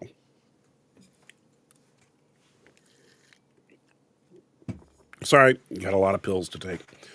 Mr. Miles, again, I wish you were still here, Mr. Miles, but I have not seen anything from you recently. So if you are still here, please say hi in the chat so I know you're still here.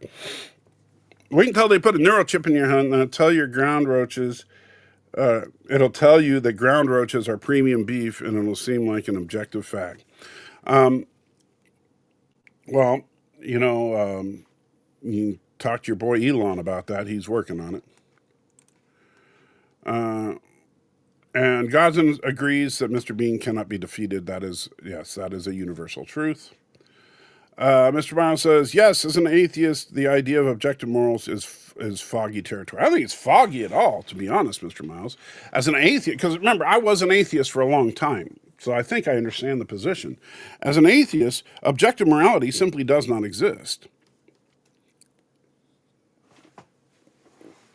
Anything is right or wrong simply because we believe it is right or wrong. Murder is not wrong because murder is wrong. Murder is wrong because we don't like it. Atheists can still lean on the golden rule. Sure they can. They just can't lean on its foundation.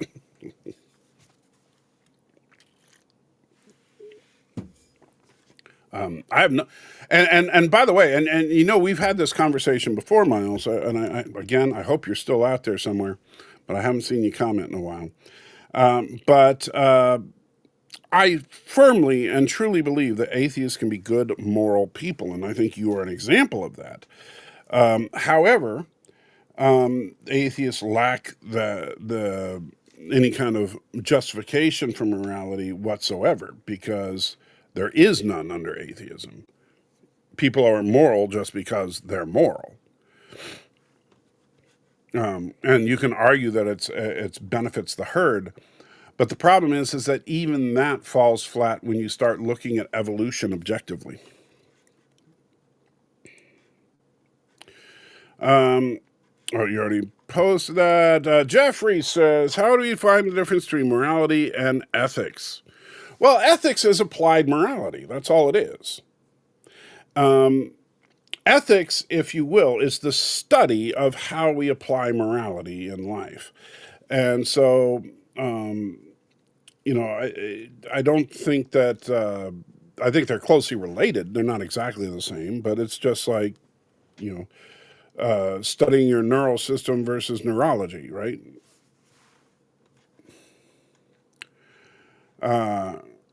Let's see. Da, da, da, da, da, da. Oh, I have a pill now. How did that get there? I do not know. How did you get the pill? Basis of objective morality should be a maximization of integral net happiness across time. Okay, but here's the big problem with that, from an atheistic standpoint. Number one, where do you get that from? Based on what should that be the basis of objective morality? In other words, why is that morally good? What does happiness have to do with it? But even if I accepted that as a premise, is that whatever causes the maximum net happiness across time is objectively good, then that becomes very problematic in that, let's suppose that I step outside right now, I grab a kitchen knife, I step outside and I just brutally hack my neighbor to death. Now, is that objectively moral or immoral under that system? Well, it depends, doesn't it? Because you could argue that it is an immoral thing because obviously I caused that person a great deal of pain and suffering as I was killing them, and I caused a lot of trauma to that person's family for the untimely death of my neighbor. However, what you didn't know was that guy was also, and I didn't know this either at the time, the guy was a serial killer. And so he was out there causing way more suffering than I caused by killing him. So that would make what I did an objectively moral act. However, as it turns out, one of the people that he would have killed if he had remained being a serial killer was going to rise to power and cause World War III. So now we go back to it being an immoral act. And so you see the problem. And so it becomes only objective if the only way to know if something is moral or immoral under a system like that is to be omniscient, is to know everything there is to know. And there is only one being that can be omniscient. So objective morality requires an omniscient being. And so, yeah, we're back to square one, aren't we? Extraordinary claims require extraordinary evidence, Carl Sagan. Unfortunately, again, I don't think you're still here, but okay, fine. There is more evidence to the existence of Jesus Christ and his apostles than any other person in ancient history. And not only is there more evidence by multiple magnitudes, there is also more contemporary evidence than any other. So, for example, if you look at Caesar, and you compare the earliest documented records of Caesar were written hundreds of years after Caesar's death, while the earliest documented records of Jesus were actually written within a decade or so of his death. So, yes, it is absolutely extraordinary that we have more evidence for this one person than anybody else in history. There's your extraordinary evidence. Google's new AI is realistic and scary. I have not played with it. I've seen a couple of videos that claim to have used it, but, I don't want to pay them. Ethics more about rules. Morality is much deeper, right and wrong. Well, like I said, ethics is applied morality. You can do something unethical for moral reasons. That's an interesting... Well, it depends. Like, there are differing types of ethics. Like, there are legal ethics, for example. A very strong ethical principle in law is that a attorney must, recuse himself if they feel that their client is planning to commit another crime. But what if the attorney feels that that person is still entitled to a good defense? Does that mean that he is morally bound to break his ethical bond? I'm sure attorneys would have a good answer for that. Robin Hood was unethical for stealing, but he was still morally correct. I would disagree with you. I wish you were still here. Robin Hood was both morally and ethically reprehensible. His motivations were good, but what he did was wrong. Faith and trust have a lot of overlap, but it's not the same in my opinion. For example, you can have faith that a bad person will become a good person with no reason at all to trust said person. Well, that would be badly placed faith. Or, if you simply have faith that a bad person will become a good person and you have no reason to believe it, then you're an idiot. It's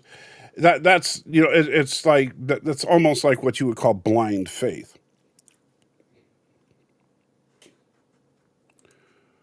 Signed book collector, it says, Joel on True, things are going okay for you and your family. Doing okay. Hanging in there. Nanology says, thank God I'm an atheist. Okay, that is a weird statement to say. Let's see. I meant atheists use Noah's Ark as a winning argument that Christianity is fake. How? I don't understand what the argument is.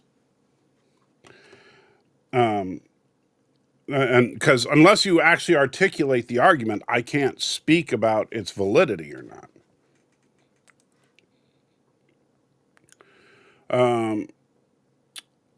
And Miles says, several Christians believe Noah's Ark was a parable. Well, I think it's more than several. I think it's, millions at least today. Zeus gets a capital Z.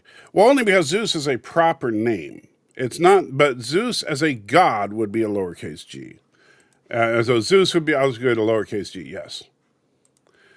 Let's see, there was a TNG episode where they did a scavenger hunt and found that plays like and found the actress that plays the Dominion Queen. Well, she's not a queen in the Dominion, but she is a leader in the Dominion. She's a founder. But yes, she also played the progenitor, or whatever they call it. I suggest taking a look at the math and answers in Genesis site. Them trying to figure out the math on the heat problem of Noah's Ark. Well, first of all, if you take what you think is Christianity from answers in Genesis, and this is one of the problems with atheists trying to argue about Christianity as opposed to arguing about atheism and theism, which they don't do because they can't. But the problem is that Answers in Genesis has a very, very specific form of beliefs, which is a very specific interpretation of young Earth creationism. And so that's great that you think that young Earth creationism is false. So do the majority of modern Christians. So what?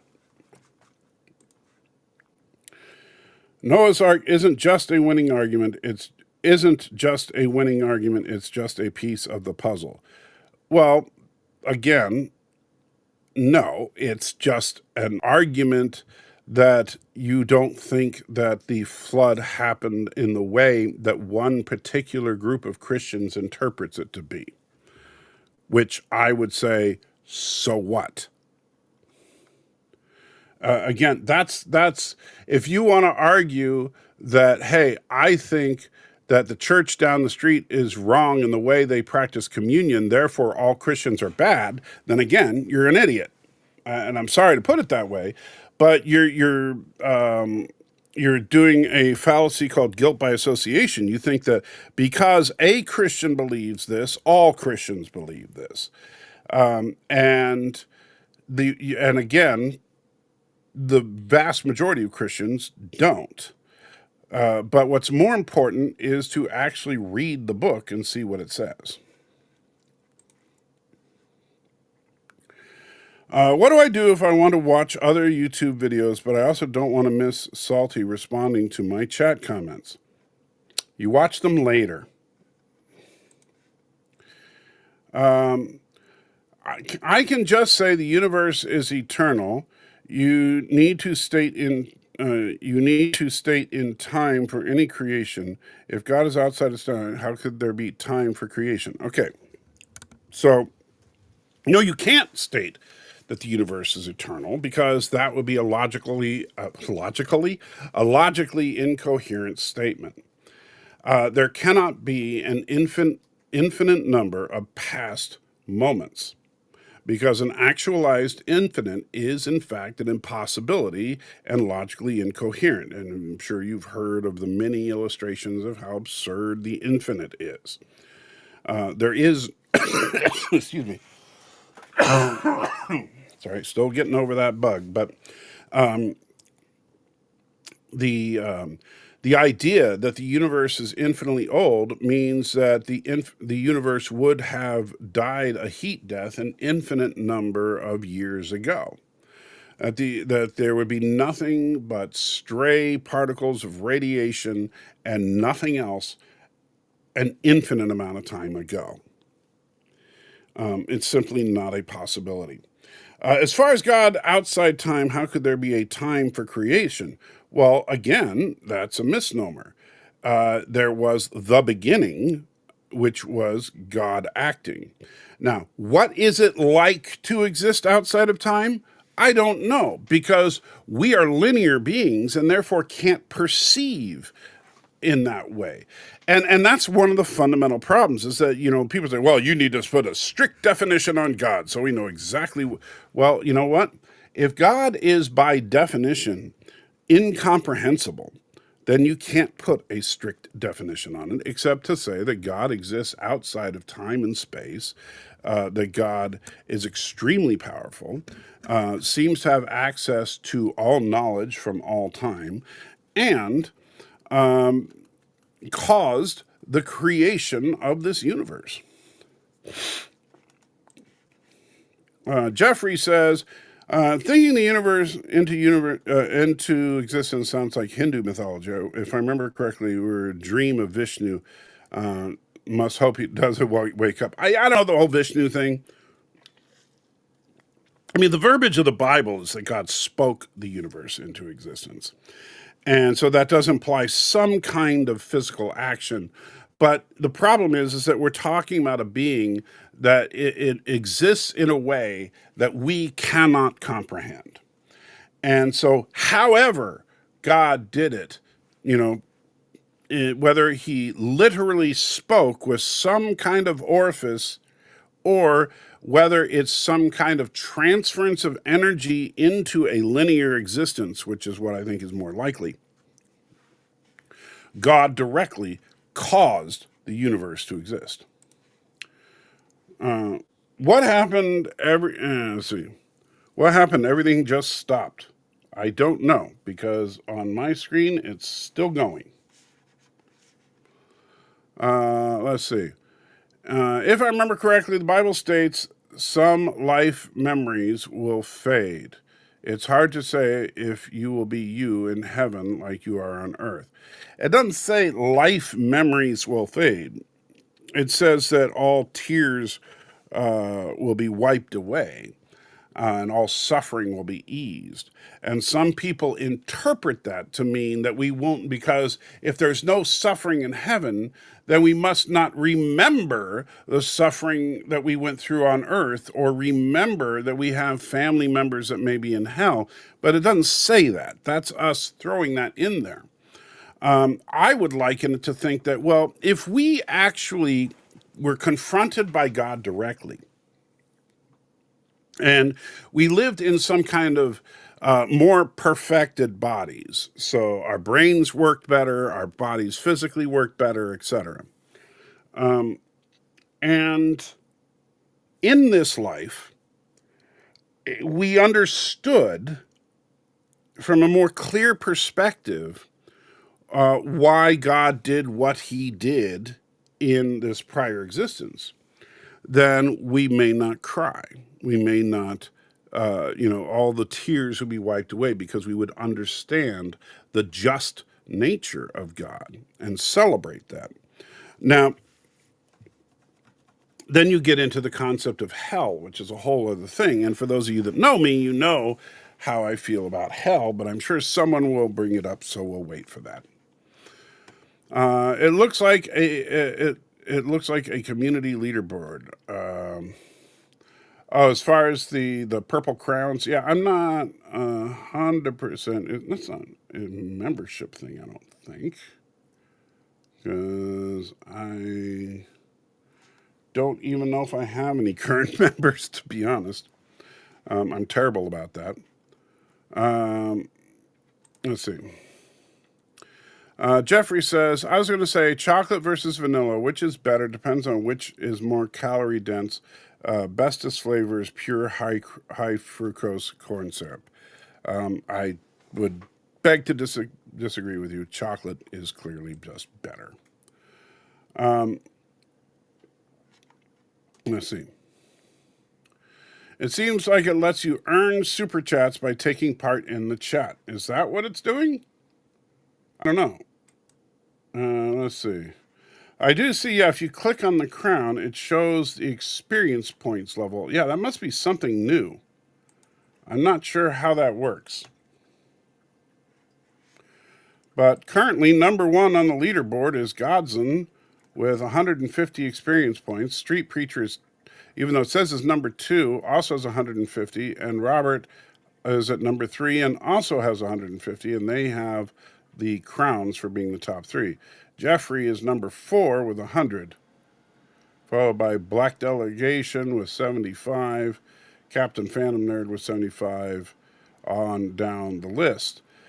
So I'm not sure how it calculates that. Robert says, Vendetta is a favorite of mine also. It's been several years since I've read it, though. Yeah, I wanted to get it on Audible, but I couldn't find it on Audible, which sucks, because I'd like to listen to it when I'm driving. Holy Spirit in Hebrew is a feminine noun. People have argued that and I know that this is a touchy subject for some. Some people try to argue that the Spirit is the feminine aspect of God, because in Jewish tradition there are prayers to the feminine aspects of God. However, I would need you to show me a very specific. If you give me a chapter and verse, we'll break it down. But as far as I know, God is only referred to in the masculine in the canonized Bible. What's the leaderboard? It's a place for fans to stand out in the community. The top 3 get special badges in live chat. It resets every stream, so you can always try again. Yeah, see, I don't know anything about that.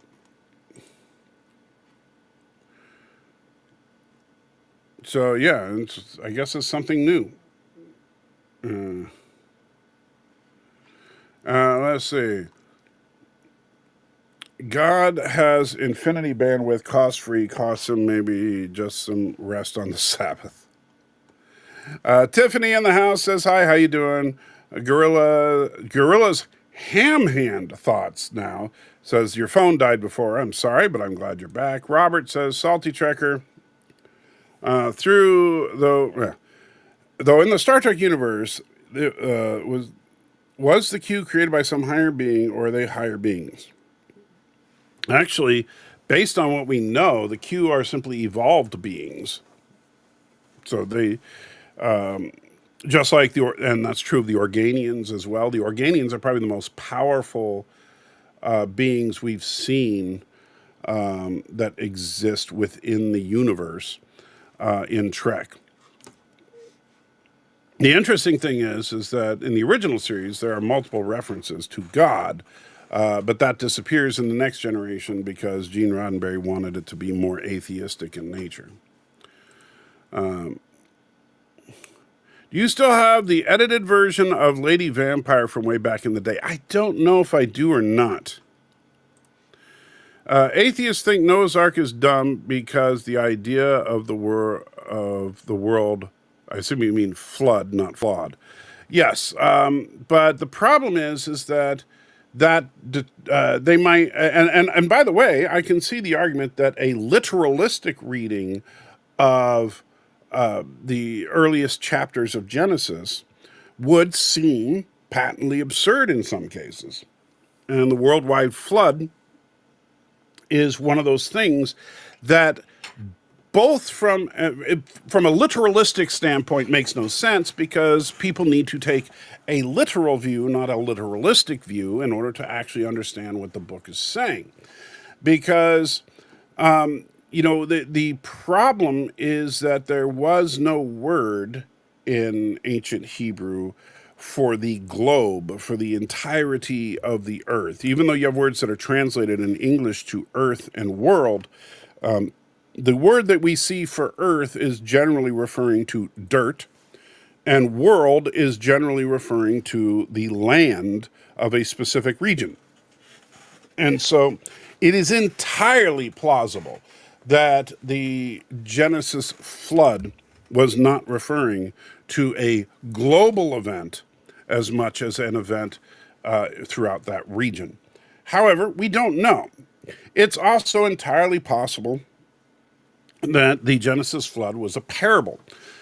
Jesus taught in parables, and Jesus is God, and so it would make sense that God the Father would also teach in parables, and that Noah's flood was one of them, that Adam and Eve and the Garden of Eden was another. I don't think that the Bible firmly becomes historical until we get to the time of Abraham. Sorry, Trigger, I don't know what your thoughts about guns, though just wondering if you carry while you do Uber. Lots of bad people out there, unfortunately. There are lots of bad people out there, but no, I do not carry. I don't carry because I don't own a firearm currently. I'm not opposed to, I'm not opposed to the Second Amendment or anything like that. In fact, I'm a strong supporter of the Second Amendment and the true conservative viewpoint of what the Second Amendment is for. That is the protection of the people against a government gone tyrannical. Unfortunately, it's the self-same Republicans that seem to be the cause of the tyranny right now. But I think that given the circumstance with Uber, if someone were to try to rob me, for example, let's say that someone pulled a knife or pulled a gun or whatever, threatened me in some way, and basically said, give me your wallet, give me your car, or whatever, then I would simply give them my wallet, give them my car. right? It's not like the car can't be tracked, and it's not like all the cards and stuff in my wallet can't be replaced. Generally speaking, with the exception of the random serial killer, your odds of getting killed in a crime tend to go up when you resist. And I also take the biblical principle that we do not resist evil; we repay evil with goodness. If someone demands my car, they can have it. However, I will then promptly report it to the police and let the police deal with it. And I have insurance to replace the car. And the stupid thing is that, especially if the car can easily be tracked via GPS. So, and Captain Fandom Nerd says yes, it is new. I'm not sure. Oh, the weird the rankings of stuff. Yeah, that's definitely new. I've never seen it before. And God says, "Hail to the kings, friendly rivalry." Just got to win lunch, so you're still in the air. Yeah, I'm gonna wrap it up probably pretty soon here. Fork versus knife. I would say knife probably beats fork. You were reading one of your comments and said, "Yeah, I wish you were still here. Lucky you, I likely will be." Well, good to see you, Miles. Multi Gunman says, "How's it going?" I'm hanging in there, my friend. Gorilla says, "The ham hand is just trolling a dumb person in my comment sections who has nothing better to do than insult random people on the internet." Gotcha. Lots of those out there. Off topic, my father passed away a few weeks ago. While I'm not religious, he deeply was. Send him some prayers. Well, I will be honest with you, Miles. I will be praying for you, not for your father. Your father's destination is set. And at least this is my deeply held beliefs here. Praying for the only group of people that seriously believe that you can do anything for your father now are the Mormons. I am not a Mormon. And so either if your father was a deeply convicted Christian and all that, then he is currently in Sheol, and he will eventually be in paradise, hopefully with you.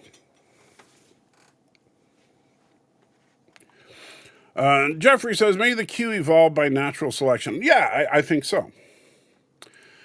James, a person,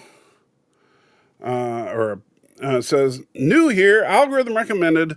I am atheist-ish, also love Star Trek." Well, you're in the right place then, my friend. Now, I'll tell you, I have a couple of channels. On this one, we mostly talk about religion and politics and stuff. I have another channel called Salty Plus, where we strictly talk about nerdy stuff. I don't have a lot of content there, but I'm working on it. I've just been really sick these last few weeks. So even though I was just getting ready to launch a bunch of stuff, then I got ridiculously sick, and I've been down for the count for about 3 weeks, but I'm starting to feel better. So hopefully I'll start getting more content. In fact, I'm working on a whole scathing series of short videos about what a horrible person Obi-Wan Kenobi is. Gorilla says, well, the world will flood again when the poles shift again. The poles shift about every 6,500 years and cause the poles shift to the equator. It causes the oceans to bulge and shift. That's definitely a thought.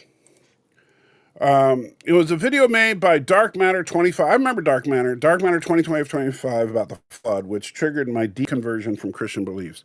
Well, Dark Matter is one of those guys. And, man, way back in the day, I used to talk to him. I used to be really big in the Christian atheist debate scene before it just became kind of a joke. But Dark Matter, I don't know if he still does this, but he would make animations basically to try to demonstrate the silliness of various Christian beliefs.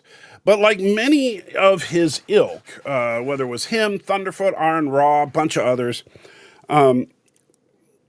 what they would do is always attack the low-hanging fruit. The literalistic view that some Christians take when regarding Genesis. And by the way, notice that most of their stuff tended to revolve around Genesis because there really isn't that much remarkable stuff when you get later on in the Bible. But you get to Genesis and, oh, Lordy, how could the earth only be 6 days old? And how could there be day 1, day 2, day 3 before there was the sun, and all the stuff that people like to pick apart because they don't understand how the book was written, or who its audience was, or what a literal view versus a literalistic view is, and what a a logical versus chronological viewpoint is. So since you don't take any of that into account, it just looks patently absurd at to the core. And I certainly understand that because I was an atheist for a long time, and I used to subscribe to many of those beliefs. It wasn't until I started digging a little deeper and started to understand some of the differences in writing from 5,000 years ago compared to today, and also the fact that we need to stop taking what we believe from pop culture and take it strictly from what the book actually says, and plus understanding it from in a proper contextual view in order to really get it. And that kind of reconverted me, if you will. Mr. Miles says, interestingly, there has been a lot of recent evidence in the years that there was likely a massive flood around the time the Bible suggests. It's called the Younger Dryas Impact Theory. Timeline-wise, it lines up with several other flood stories throughout the world. Well, I do think that I don't think it's a coincidence that most ancient religions have some kind of flood story. However, was the flood exactly as depicted in a modern English translation of the Bible? Probably not. The problem is that it's just that, a modern English translation. Who's better in a fight, football player versus a baseball player? Oh, football player any day of the week. Baseball players touch each other and they collapse and break. Let's see. Well, before he passed away, Ron Wyatt made several biblical archaeological discoveries, one being finding of Noah's Ark, which is in Turkey, along with many others, including the exact Red Sea crossing. Robert, don't get me wrong, I love you, buddy, but I would need to see the proof of that. Because I genuinely believe that if someone had actually uncovered Noah's Ark, it would be on the front page of every newspaper and the headline on every news channel, especially Fox. And I highly doubt that we actually have actual archaeological evidence of Noah's Ark. Now, not calling him a liar. I'm just saying I haven't seen anything on it. Does the baseball player get to use his bat? I think even if the baseball player got to use, because here's the thing: if the baseball player gets to use his bat, then the football player gets to wear his body armor. So, baseball player still loses.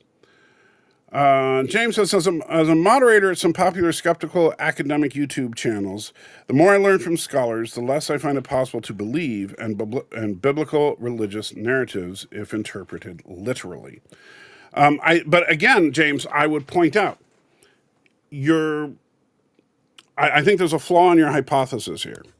You're thinking of interpretation literalistically as opposed to literally. Because keep in mind, to understand something literally is simply to understand it as the original author intended. To understand it literalistically is to take it word for word exactly what it means, regardless of the greater context. So, if I were to say the car flew down the street, a literal interpretation of that would be that a car was going very fast down the street, because you understand what that figure of speech means. However, a literalistic view of that was that a car was literally levitating off the ground and flying in the same direction that the street goes. which of course is nonsensical because cars are not aerial vehicles. Location. There's also a video here on YouTube about his discoveries. I'm sure. Well, the problem is there's also YouTube videos that prove Bigfoot exists and the Earth is flat. And don't get me wrong. Again, I don't know this guy. Maybe he's completely legit, but I have yet to see any convincing evidence that we've actually discovered something. Because, like I said, there is a ton of archaeological evidence for the Bible. Most notably, almost every major location mentioned in the Bible either still exists to this day or has been uncovered. However, what we don't have are things like, finding the Ark of the Covenant would be great, but it's probably, if it's on Earth at all, it's, probably buried under a million years, or well, thousands of years of sandstorms. All right.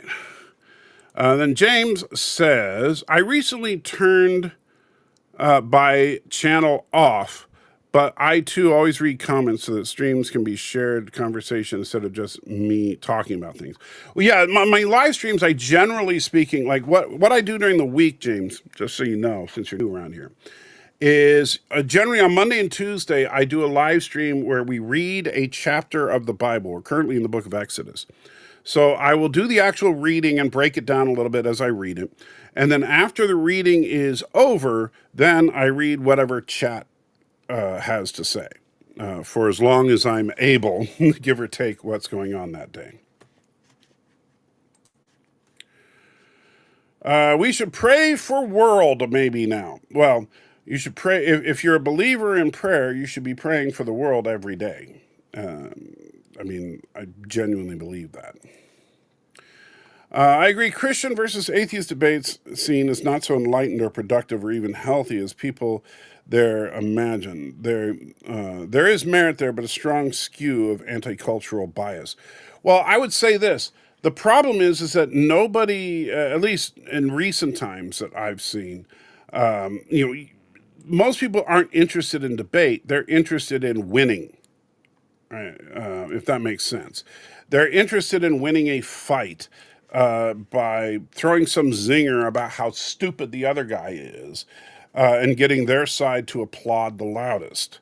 That's not a debate. And that's not interesting to me. And that's one of the reasons that I tell atheists I'm not interested in arguing all the finer points of Christian theology. I'm more interested in arguing whether or not there's a God, and that's why I keep challenging atheists to come up with a non-existence argument. But I've yet to hear one. My purple crown is gone now. Yes, it appears that the current leaders are Godson Street Preacher and Nimmighty 327.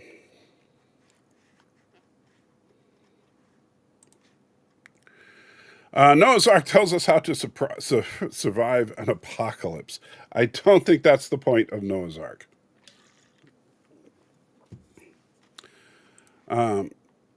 Yeah, exactly, Mr. Miles. So I need to build an ark to survive a nuclear apocalypse. Exactly right. Mike Tyson versus Rocky Balboa. Wow, there's an interesting one. If you're talking about Mike Tyson in his prime versus Rocky Balboa in his prime, Mike Tyson would beat Rocky Balboa. However, then Rocky would go through a training montage and beat Mike Tyson. Let's see. One with modern technology. Okay, fine. So build a space ark. Mr. Miles asking James if he knows who Christopher Hitchens is. Christopher Hitchens is probably the most overrated atheist of all time. Don't get me wrong. He was intelligent and he was good at getting the one-liners in, but he really didn't offer much of substance the more you examine his arguments.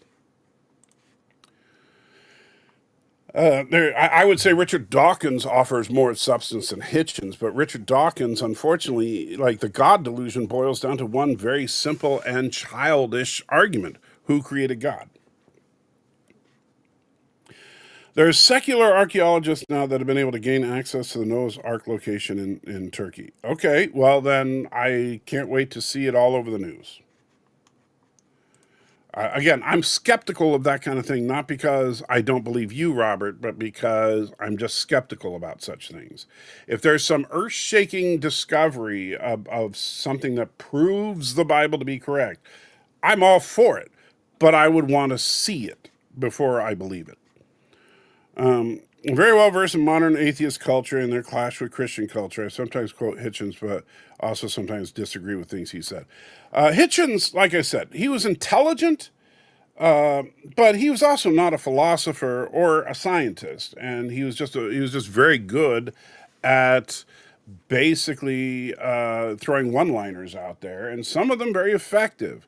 But for the most part, I mean, like he talked a lot about how horrible God is as a character. He talked about all the, and the funny thing is, like, okay, here's a perfect example.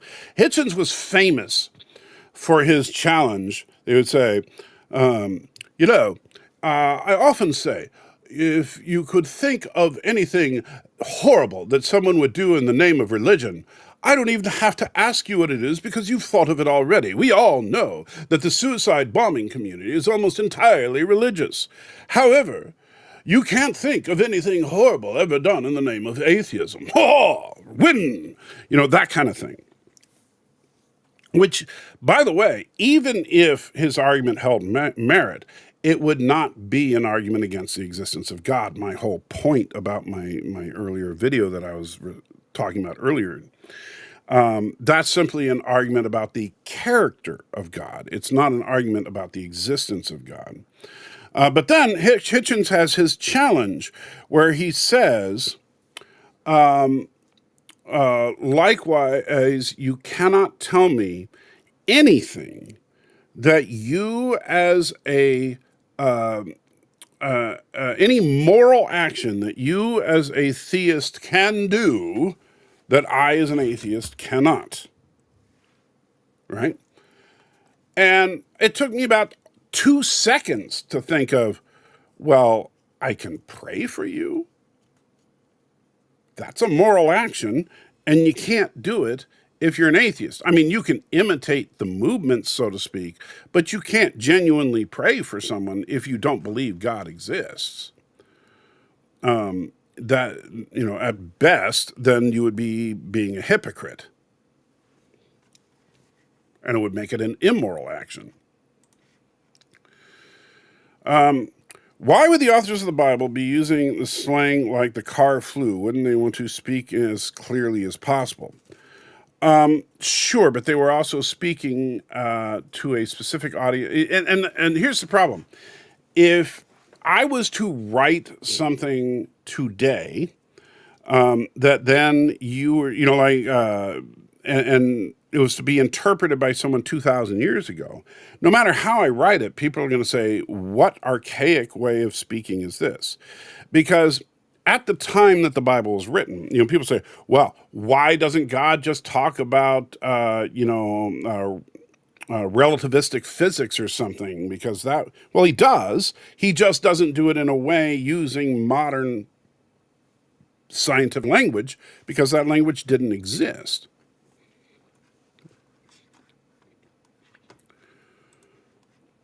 I meant my channel off. No problem, I understand.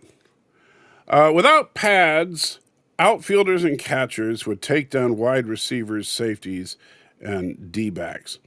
I mean defensive backs. Okay, but here's the problem. That's not the entire football team, is it? And one linebacker could take out an entire baseball team.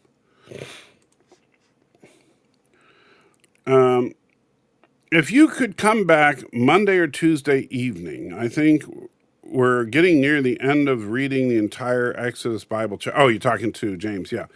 And so, yes, we will go through, I think we're in chapter 30-something. We just did the golden calf. We're getting closer to passing the baton to Joshua. Rob Wyatt and his team has video evidence about his findings in the remains of the chariots of Pharaoh in a particular area of the Red Sea. It's all here on YouTube. Okay. But here's let me see if I do a quick search for it. I don't know what I'll find, but let's see. Run video of okay. Let's see. Ron Wyatt reveals truth about the Ark of the Covenant. Okay. Jesus' blood sample. They found the blood of Jesus. Okay. Here's the problem. So according to this, Ron Wyatt's gone around and personally has discovered everything that everybody else has not been able to find. He is either the luckiest person on the planet or a fraud. A drone tour of Noah's Ark. All right, let's take a look at this.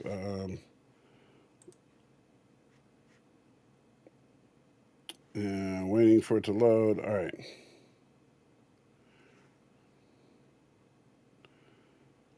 So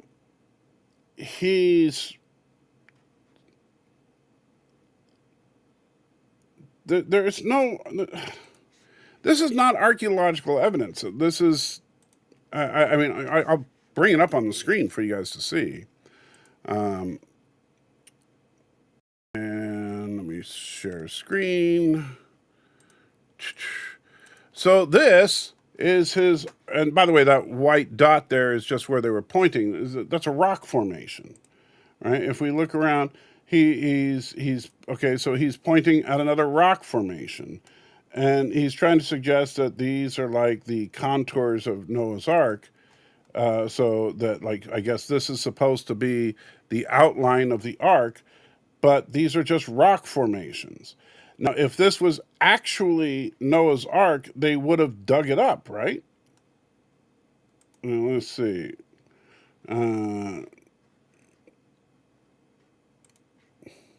No doubt that it's a ship. It looks to me like a rock formation. Honestly. I mean, if that is if that is Noah's Ark, why haven't they dug it up? Honest question. Again, not trying to be a jerk. And I'm not doubting you. I'm just saying that it doesn't seem like anything other than a rock formation.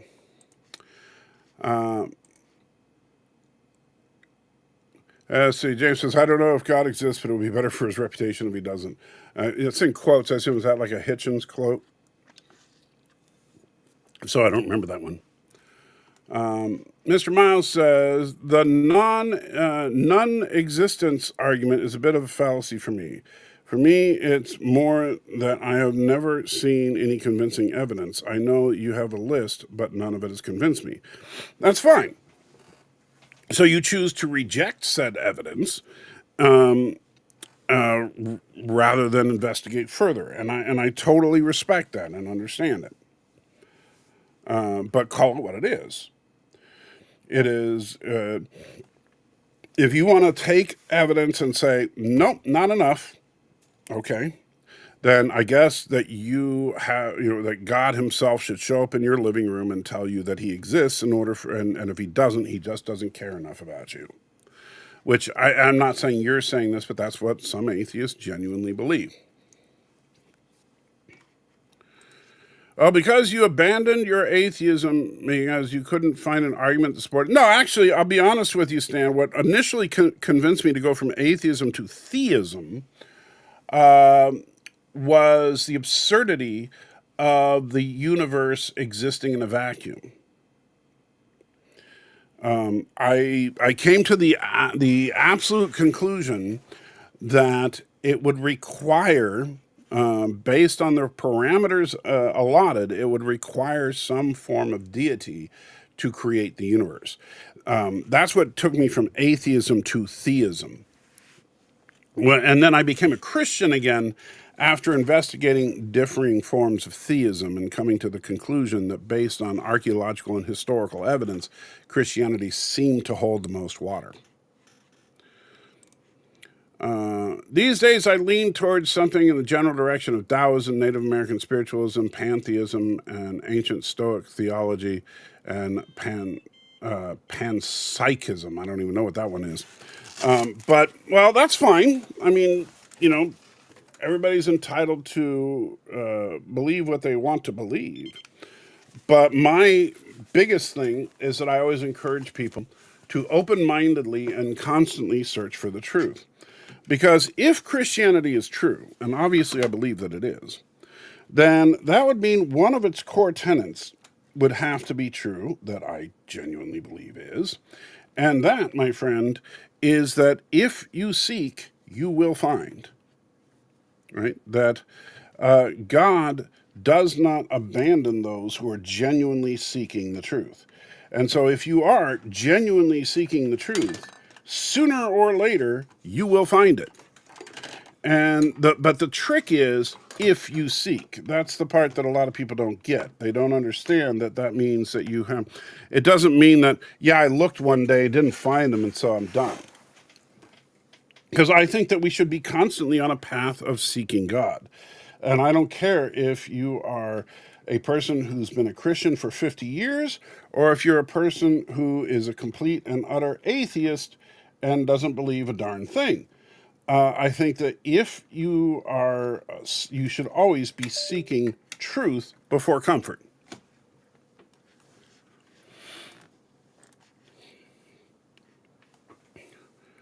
Who's better fighter, clown or mimes? Well, mimes are definitely better at sneaking up on you because clowns have those squeaky shoes. So I think mimes would be better assassins. However, clowns tend to have a lot more padding, so I think that they have more defensive abilities. And also, clowns tend to have a variety of real weaponry, such as pies to throw at people and horns to distract. Mimes, on the other hand, have make-believe windstorms and ropes, which don't really affect other people. Mr. Miles says, when my mother was in the hospital, I was desperate and willing to do anything for help. I did pray, even as an atheist, not because I was a hypocrite, but simply desperate. Oh, I understand that. And I remember you talked to me during that time. And I prayed for your mother as well. But I also, one of the things as being a person who believes genuinely in the Christian interpretation of God is that I also believe that God's will sometimes is not what we want. And so, I prayed very strongly that if it is time for your mom to go, that you were able to deal with it well. And I don't know how because I haven't talked to you as much as I would have liked to over the last couple of years, but, I'm hoping that you're doing better now than you were then. James says, to be frank, Hitchens didn't regard prayer as a moral action. And I understand both sides of the issue, but his challenge in context was meant actions which are known objectively to help versus harm. But you see, that's the problem. He said a moral action. And Hitchens will say did say, sorry, I know he's dead now, but Hitchens said the prayer is not a moral action simply because he doesn't agree with it. And the simple fact is that just because he doesn't, and remember, this is the whole point when I don't know if you were here earlier when we were talking about objective morality, but kind of one of the points of objective morality is the fact that something is objectively moral regardless of what your opinion of it is. And I don't give a rip if Hitchens thinks it's moral for me to pray for him. If the reason I'm praying for him is out of a genuine intent to help him in some way, then that is a moral action. Now, sure, if I'm sitting there going, Lord, please strike Hitchens down with a horrible pox, that's not a moral action. But God would see that as an act of blasphemy. But if you were to look at what constitutes something being moral or immoral, then if Hitchens just gets to decide arbitrarily, well, that's not moral because I don't like it. Well, granted, Hitchens is more, I would say,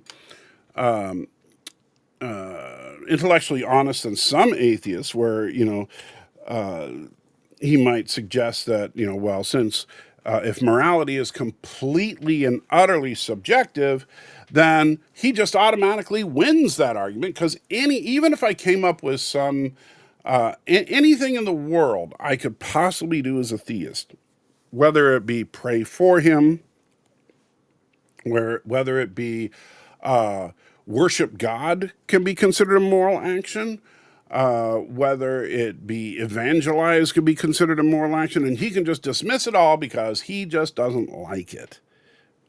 Well, I don't believe morality is that subjective. And so I think if you do something good, you're doing something good regardless of whether or not I happen to like you or your motivation. I've seen the whole movie. I haven't seen the whole movie, only clips here on YouTube. But why did Thor need the thunderbolt of Zeus? Bad writing, perhaps? No, he needed it because Gore stole Stormbringer, and so he needed an alternative way of getting to the ends of the universe. And it was bad writing as well. Baseball players could take down linemen by sliding into their ankles. Yeah, don't think that would work, because then the lineman would fall onto the baseball player, squishing him. Let's see. That is correct. And Hitchens also said that the best response he got was challenge was prayer, even though he still didn't believe it passed the challenge. Well, the only reason it didn't pass the challenge is because he didn't want it to. He couldn't admit that was an actual moral thing. And the thing is, if you're going to dismiss, I mean, and it kind of comes back to the whole thing, like where atheist says, oh, there's no evidence that God exists. Okay, millions of people have testified that God exists. Well, there's no evidence that God exists. Well, I just gave you evidence. You're just not willing to accept it.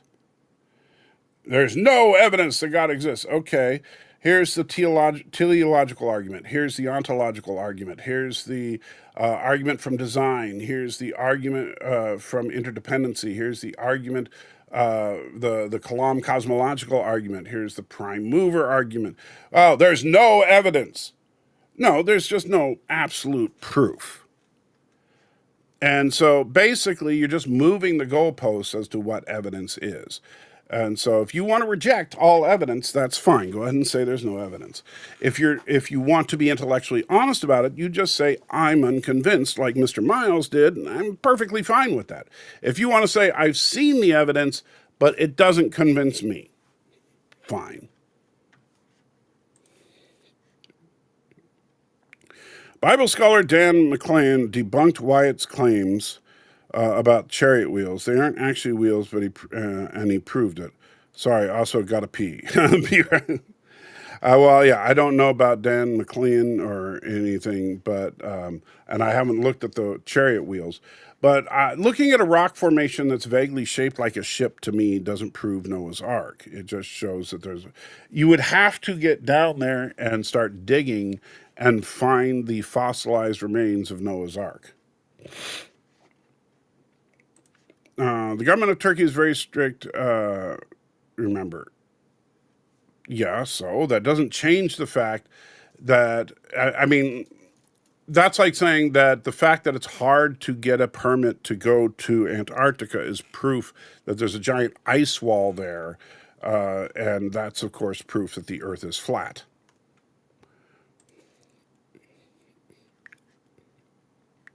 It's not about rejecting the evidence, it's simply being unconvinced. Yes, but you see, here's the problem. So I present to you evidence that God exists, right?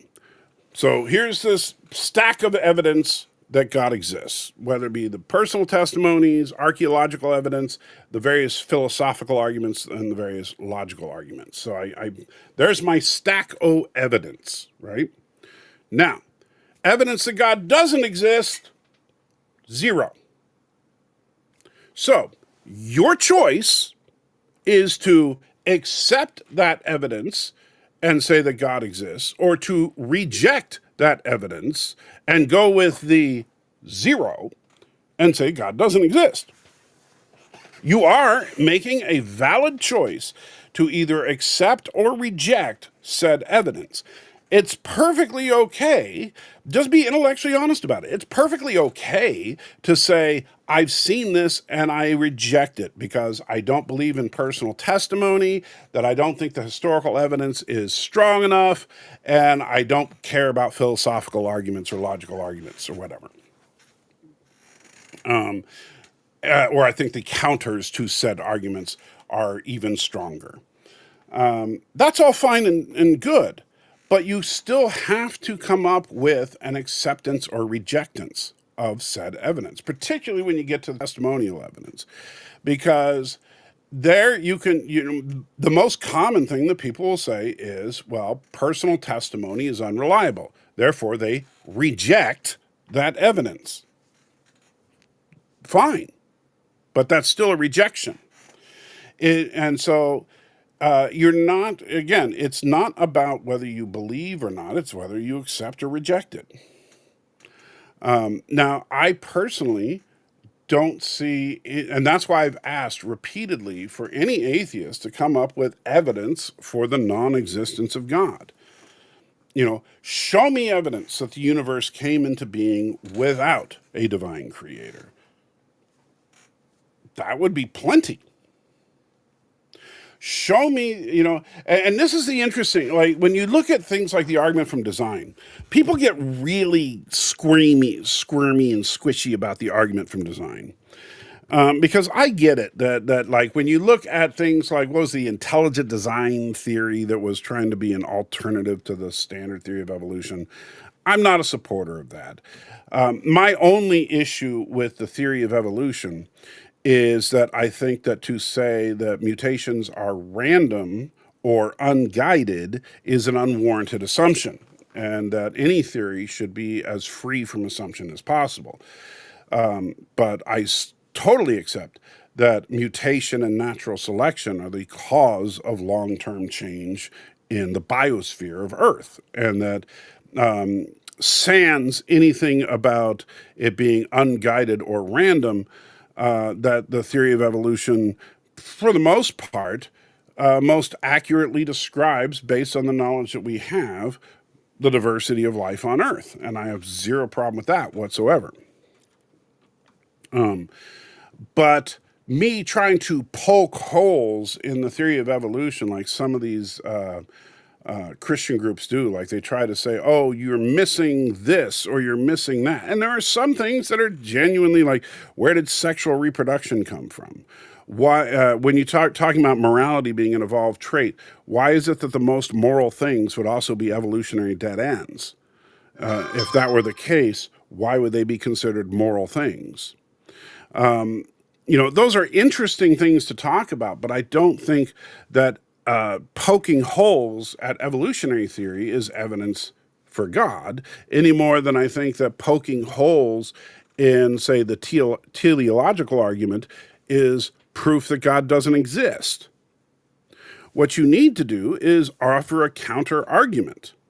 Now, as far as evolution is concerned, again, like I said, I have no problem with the idea that mutation and natural selection are the reason for the diversity of life on the planet.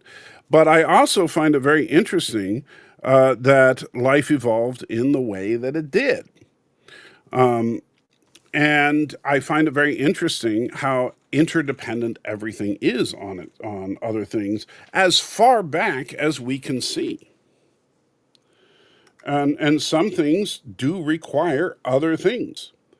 And some of those things seem to, we'll just say, not be kosher as far as how can you have one thing but not the other, right? Like, as an example, Which came first, predator or prey? Because a predator without prey would have nothing to eat.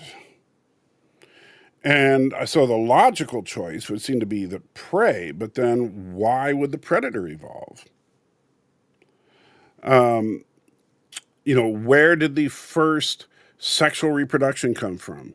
Why did things go from cold-blooded to warm-blooded? Why did things go from egg-laying to live birth? Where did these radical changes take place and why? I don't know the answer to that. I'm not an evolutionary biologist, and I don't use these as arguments against evolution because I still accept that evolution is the best explanation.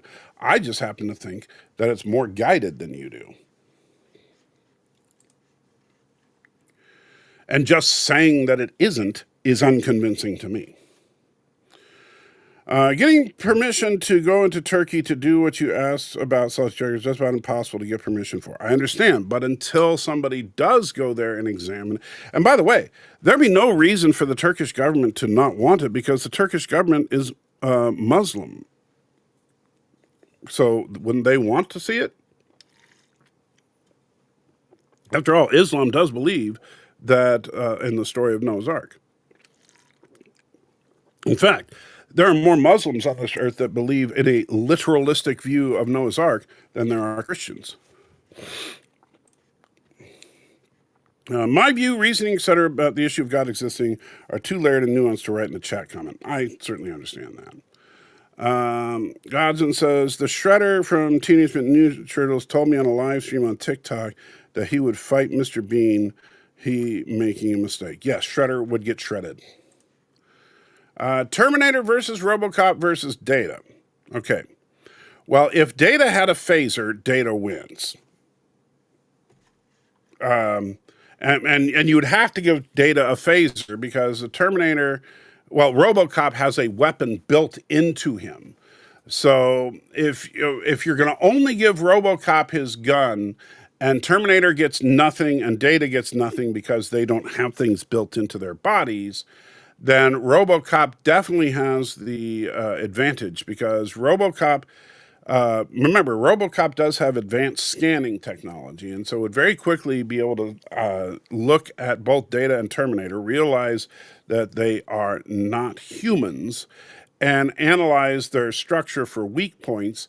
And remember, the RoboCop has demonstrated the most accurate ability to aim his weapon over any of these guys. You know, he literally could shoot a guy through a woman's crotch in order to disable the guy. So I think Terminator and Data would both be taken down by RoboCop simply shooting them at weak points before they could get to him. However, if there was no weapons allowed, probably go to Terminator. I don't think it's true that a super being wants to be found, nor they offer a guarantee that all sufficiently truth-seeking humans will surely find what he's hiding. So you're assuming he's hiding. And it's kind of interesting because if you examine the biblical narrative, I think it's kind of interesting. God came down to us. God was literally living with the Jewish people, and the Jewish people were like, yeah, we'll do it another way. And so the reason, based on the biblical narrative, the reason that we don't have the presence of God in a visible, testable, demonstrable way like we supposedly did 5,000 years ago is because that's exactly what man wanted. So how's that hiding if you say, get out of my house, and I leave? That's not me hiding from you. Mimes have invisible walls to protect them. Yes, but the invisible walls only trap the mimes themselves.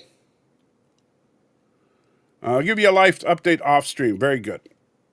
Although, just so you know, Mr. Miles, you may have to reach out to me on Twitter because I don't really use Skype anymore. It seems very ugly, radically unfair to think that the only people who live long and die wrong, it seems very ugly, radically unfair to think the only people who live long and die wrong about God have failed some cosmic test of character. It's radically unfair to think the only people who live long and die wrong about God. He continues. Sense of character in regards how much they cared about truth or love or life or anything else that someone could care about if they are sufficiently ambitious in their moral development. The only reason, that's a different subject. So, as far as the unfairness or fairness of it, again, you have to take the whole thing in context. As far as people seem to think that God sits there and, like you're brought up before God in judgment, and God's like, well, you didn't believe in me, so you're going to hell. Like, that's it. You're not sent to hell because of your lack of a belief in God, as atheists like to say.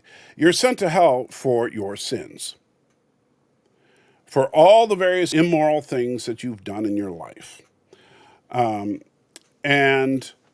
the thing is that if you happen to, and this goes back to the, acceptance rejection thing that I was arguing about with Mr. Miles earlier.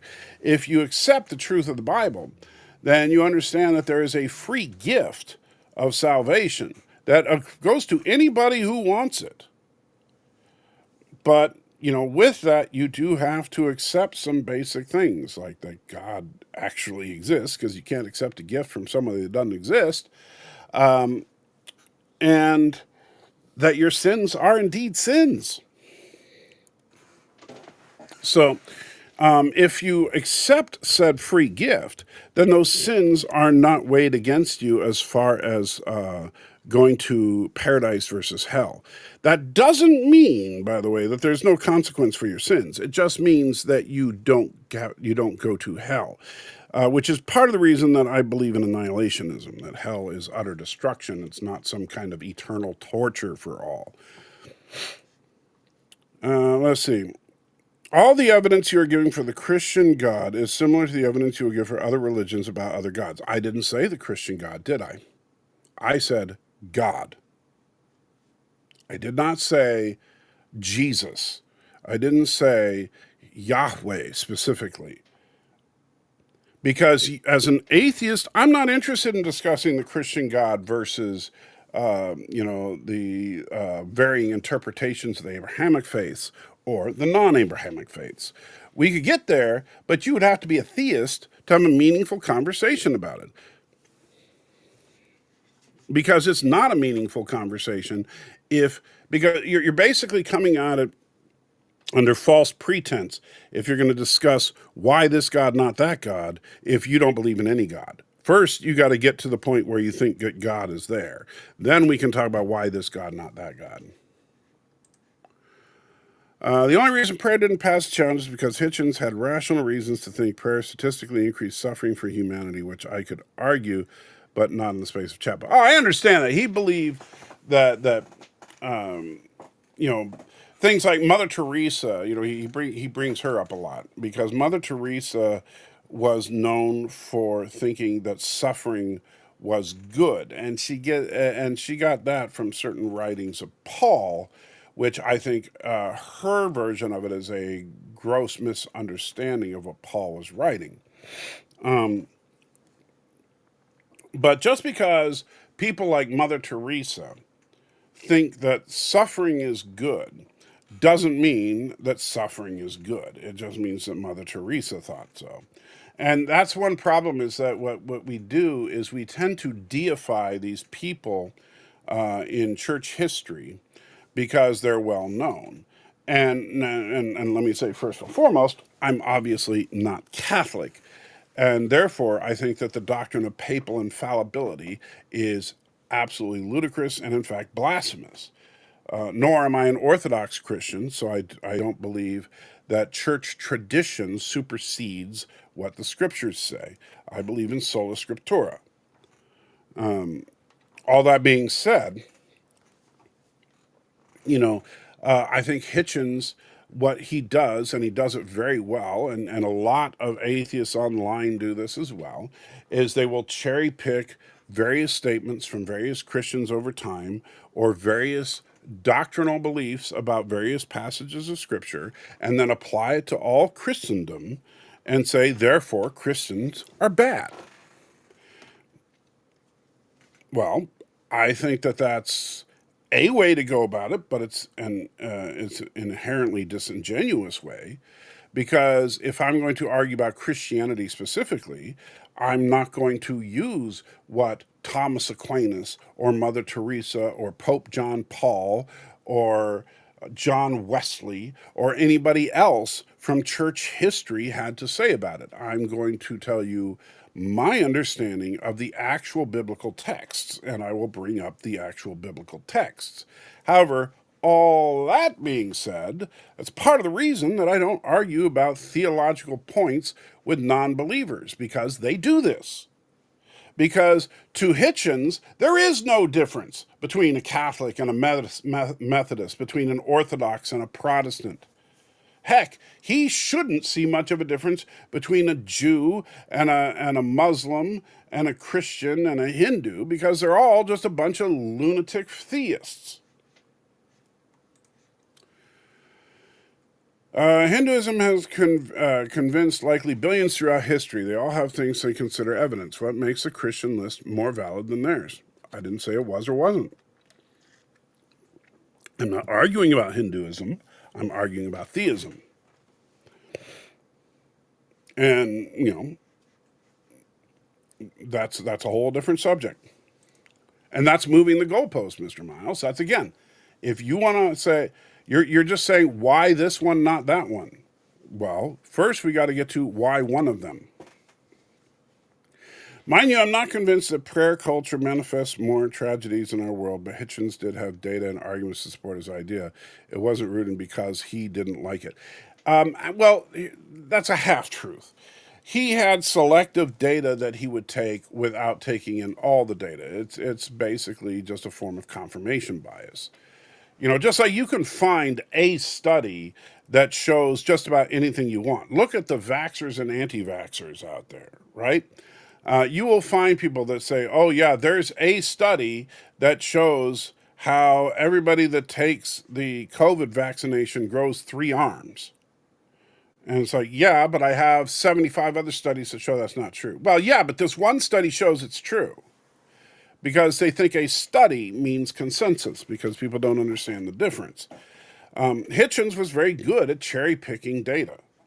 And don't get me wrong, again, I'm not saying Hitchens was unintelligent. I'm just saying that he was dishonest. This stream is making me want to turn my channel back on. Well, then turn it on, buddy. See all those lists of evidence, and I will consider, can anything else explain this? If so, it's not the strongest evidence. Right, because what you're doing is you're like, oh, here's this evidence. Okay, great. Where's the other evidence? Because where's the other evidence? Yeah, I don't care about that. Where's the other evidence? This goes back to the second quote I used earlier, which I already answered. But, when it comes to Christianity specifically, I will give an answer to the Sagan quote. And the Sagan quote, for those of you that weren't here earlier, was that great, oh gosh, I don't want to misquote it, but it's extraordinary claims require extraordinary evidence. And it's something that has been echoed by Hitchens, Dawkins, Thunderfoot, and a million others over time. That God is an extraordinary claim, and extraordinary claims require extraordinary evidence. Where's the extraordinary evidence? All you're presenting is millions of people's testimony and a mountain of logical and philosophical arguments and a ton of archaeological evidence and tons of manuscript and historical evidence, and in fact, more evidence for the life, teachings, death, and even resurrection of Christ than any other person in the ancient world. There's more evidence of that than anybody from the ancient world by a significant magnitude. It's not just a little bit more, right? Not only that, but the evidence is more contemporary than any other person in the ancient world. You know how many books Caesar wrote? 0. You know, the earliest manuscripts going to Caesar are hundreds of years later from Caesar's perspective than the earliest manuscripts about Christ.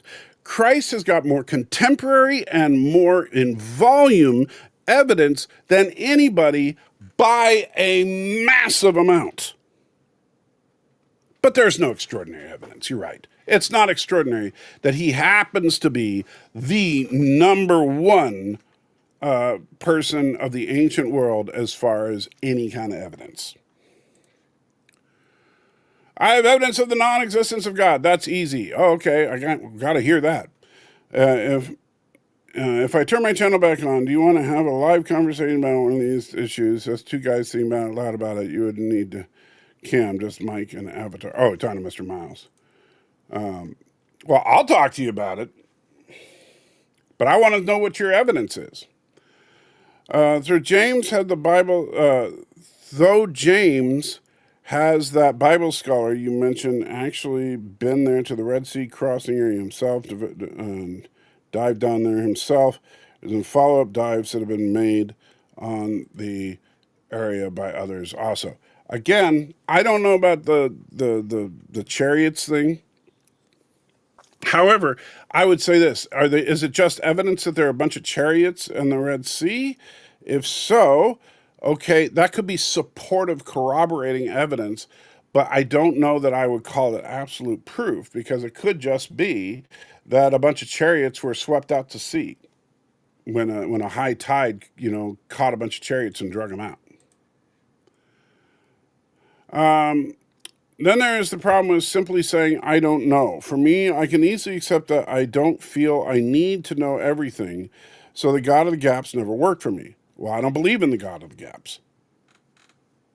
Again, that's a fallacious argument that a lot of atheists throw out there, because the problem is they equate the God of the Bible to the various pagan traditions of a god of the storm and a god of the streams and a god of the fish and a god of the birds. And they think that, but then as we narrow things down, we make God smaller and smaller. That's where God of the gaps comes from. And honestly, that has nothing to do with Christianity. But I understand, and Christianity is not the only God that's not God of the gaps. But, God of the gaps is a great argument against various pagan beliefs, but they don't work against monotheistic beliefs. Area by, I already read that. When was the last time Alex Bogey was seen? I haven't seen him in a little while. Wesley Curie II throws out a period and a semicolon. And then says, real bread. Not sure what you mean. Real bread was given to each and every one of you 2 months ago by Jesus. I don't know what you mean by that. I don't know. Usually I'm pretty mic shy, but I'll consider it. Yeah, you shouldn't be, Mr. Miles. So you got a good enough voice. You could definitely handle yourself. You choose to help Satan by holding back by fraud that it did not happen. It won't end well for you. Oh, aren't you that troll that shows up every once in a while? Not sure why. Like you act like I'm an atheist or something. Evidence has been given to you all by Jesus. You do not want evidence. You want war and you worship your lives. You're not helping, Wesley. Some have, but he didn't need to because other archaeologists have, and this is the reason why it hasn't bothered to prove it, which would be super easy and also necessary. Let's see, there's some more trolling by Wesley. Mr. Miles saying, sounds like you and I have similar thought process, but started and ended in different places. And then, well, James, Ron Ryan has been dead now for several years, so he can't prove it anymore. Yeah, but, other people could.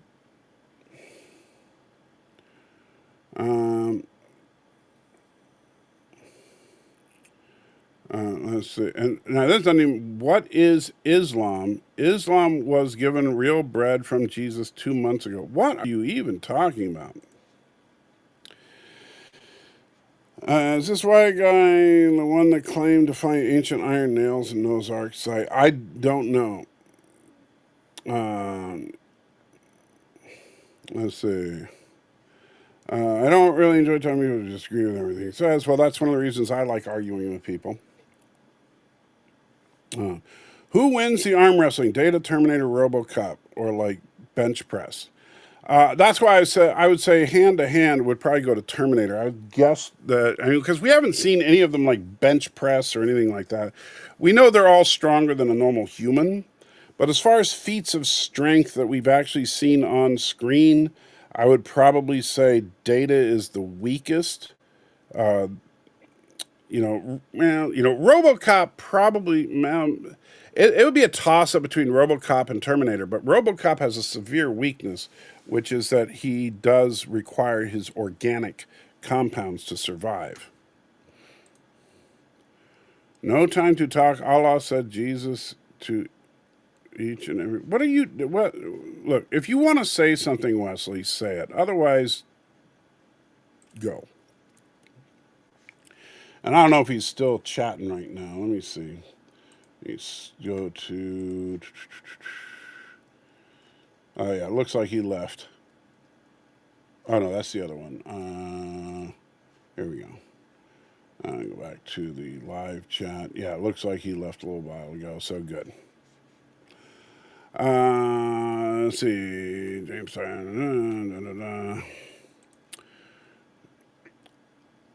Mr. Miles says, I share a similar view with the comment. Okay, you're going back and forth about that. Trustin in the house. Good to see you, buddy. Says, good afternoon. On my personal opinion, I don't think there's any remains of Noah's Ark. Noah and his family would have used the Ark to start rebuild and start civilization again. That's probably true. You would think that the Ark itself would be the basic timber used for for any houses, and not to mention fires and stuff like that shortly after the flood. Some of the main channels I work with include Myth Vision, Gnostic Informant, History Value, Dr. Jennifer Bird, etc. You get more enjoy from casual conversations, smaller spaces. I tend to enjoy that as well. If I were Christian, I'd have to be Catholic because that is the tree from which all other versions of Christianity and Christian Bibles sprang. That is patently untrue, James. And that is Christian mythology that the Catholic Church and the Orthodox Church, to a lesser extent, has propagated over the centuries. But the Church predates the Catholic Church by several hundred years. And so, we tend to think that, the Bible was canonized by the Catholic Church. No, the Catholic Bible was canonized by the Catholic Church. The 66 books of the Bible were already canon. It's just that the Catholic Church formalized that, but then also included the Apocrypha. The problem is that people believe that the Catholic Church, that like Peter was the first pope, because Peter was the person in charge of the church, and that somehow Peter passed the mantle to another person who passed the mantle to another person, etc., all the way up to this unbroken chain that we have to the current pope, whose name I can't remember, but is from Chicago. But that is an absolute myth. I don't think theism always is lunacy, but I think we could all surely all agree that it usually is.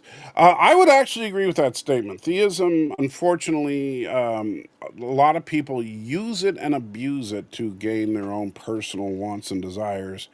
It's very easy for theism to be warped into terrible things. And I'll even go as far as to say that I think the majority of Christians aren't truly Christians. And I think the Bible even speaks to this. But a lot of people don't read the Bible in its entirety, and they just read the parts that they like or dislike, depending on their mood. But that's one of the reasons that Jesus himself said many people on the day of judgment will say, Lord, Lord, and I'll say, I never knew you.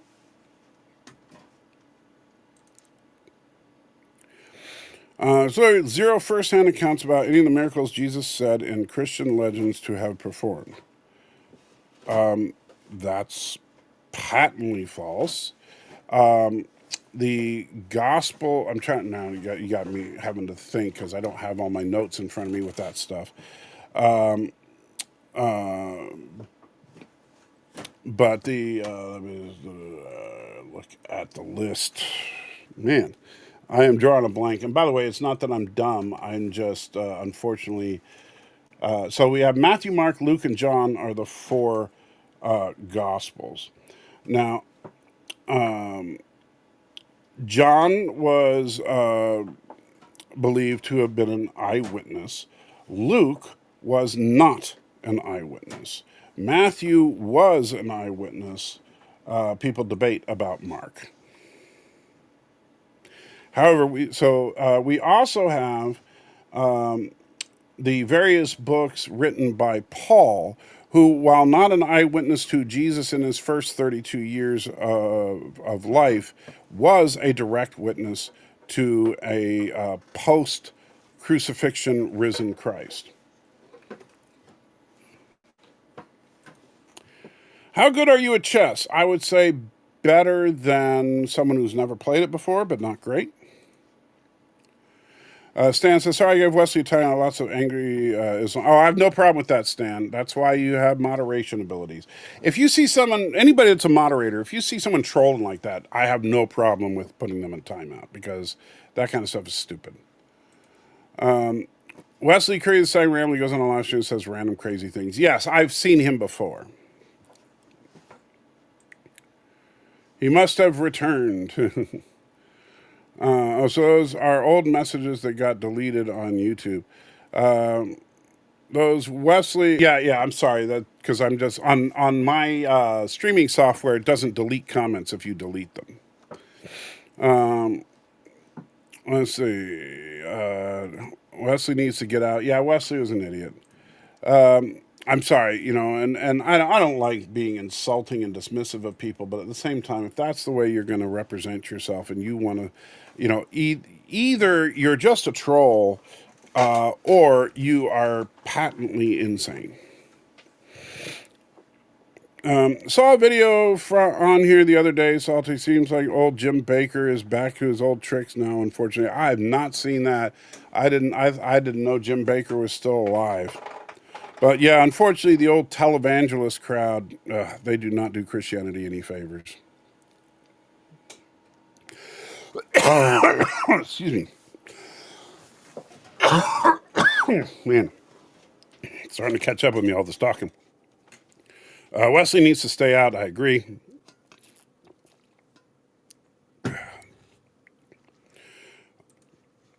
Godson says, who is, and I assume is an atheist YouTuber I would want to debate on a stream?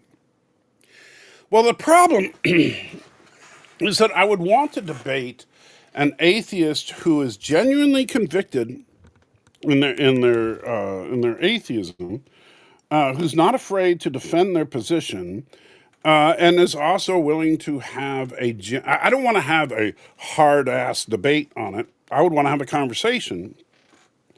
But most people don't want to have that kind of conversation. Like, if I was to ask an atheist for an argument for atheism, most atheists will go to the burden of proof statement.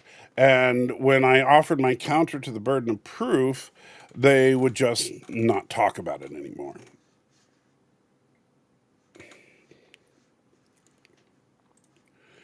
Godson says Peter means stone in Greek, but I don't know if it justified the Pope. Well, yeah, because Peter's name was Simon, and Jesus renamed him Peter, saying that Peter was the foundation, the cornerstone, if you will, of the church, which is why he renamed him to Peter.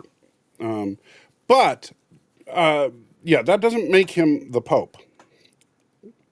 And it certainly, the problem is that, okay, even if you could get that Peter was the establishment of the papal ministry, which I don't think you can, but even if you could get that, then you still would run into a very significant problem. And that is that most Catholic doctrines are not supported in the Bible. For example, transubstantiation. It's an interesting idea, but it is nowhere to be found in the Bible. Baptism by sprinkling, not to be found anywhere in the Bible. Confirmation classes and First Communion, not to be found anywhere in the Bible. Praying to saints, which is a big one to me, not to be found in the Bible. So, yeah. I have lots to say, but I don't really want to defend any of the statements in the chat text. In any case, I'd love to have a discussion. Absolutely, James. Sounds like you'd be an interesting guy to talk to. The intro, as John literally says, multiple people are writing it. The intro, as John literally says, multiple people are writing it and basing it on what they heard from someone else. What intro let me see, if I go to John,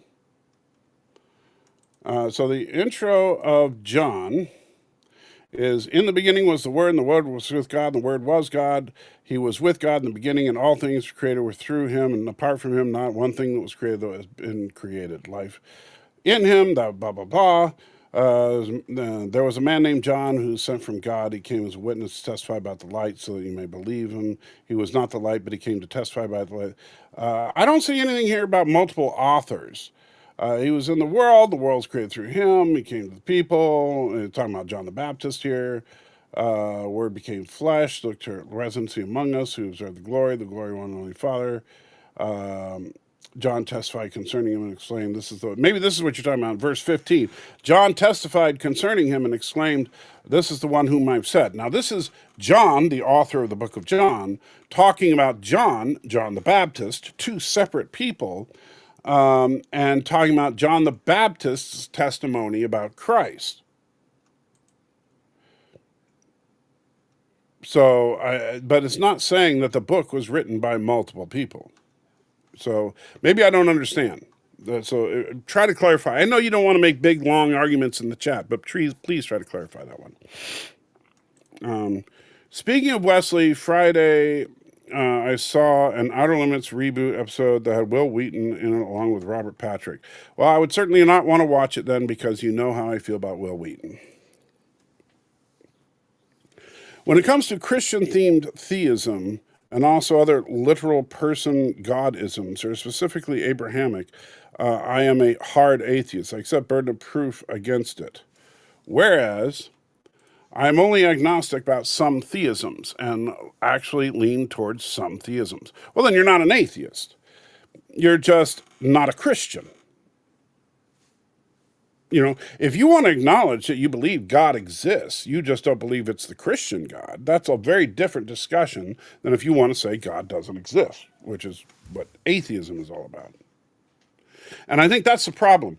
In the modern context, people confuse simply not being a Christian with being an atheist. Those are two very different things. Because you can be a general theist, you can be a pagan, you can be a Muslim, a Jew, a Hindu, whatever, and not be a Christian. Or you can be an atheist, which patently means you reject all God concepts. And I think that is a position that I think is completely indefensible. What do I think about Christmas in July? Stupid, because Christmas is in December.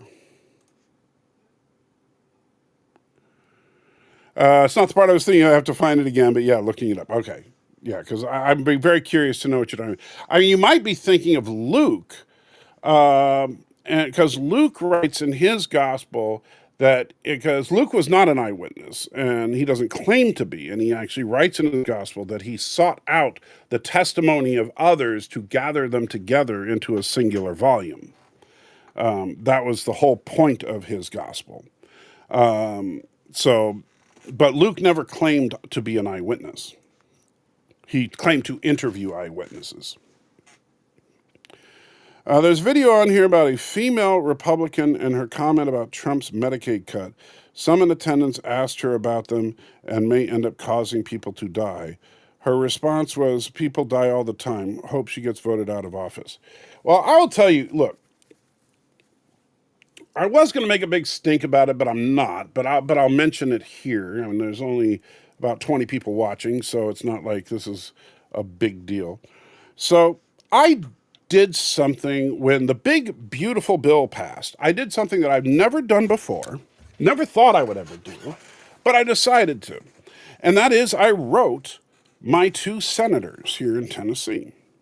I wrote a letter to them stating my concerns over if you've seen my response video to the big beautiful bill, you know that one of my primary concerns is the idea, and I'll get to your thing in just a minute here, James, but one of my primary objections to the big beautiful bill is things that are snuck into it, such as the idea of making it illegal for judges to use any funds as towards the enforcement of injunctions or temporary restraining orders against the administration. Basically, trying to give a free pass, if you will, to the Trump administration for violating all judges' injunctions, restraining orders, etc. So basically trying to eliminate checks and balances as we know it. And so I wrote to both Marsha Blackburn and the other senator from Tennessee about how concerned I was about this. And I said, not because of things like the Garcia case, but because of the precedent that this lays down.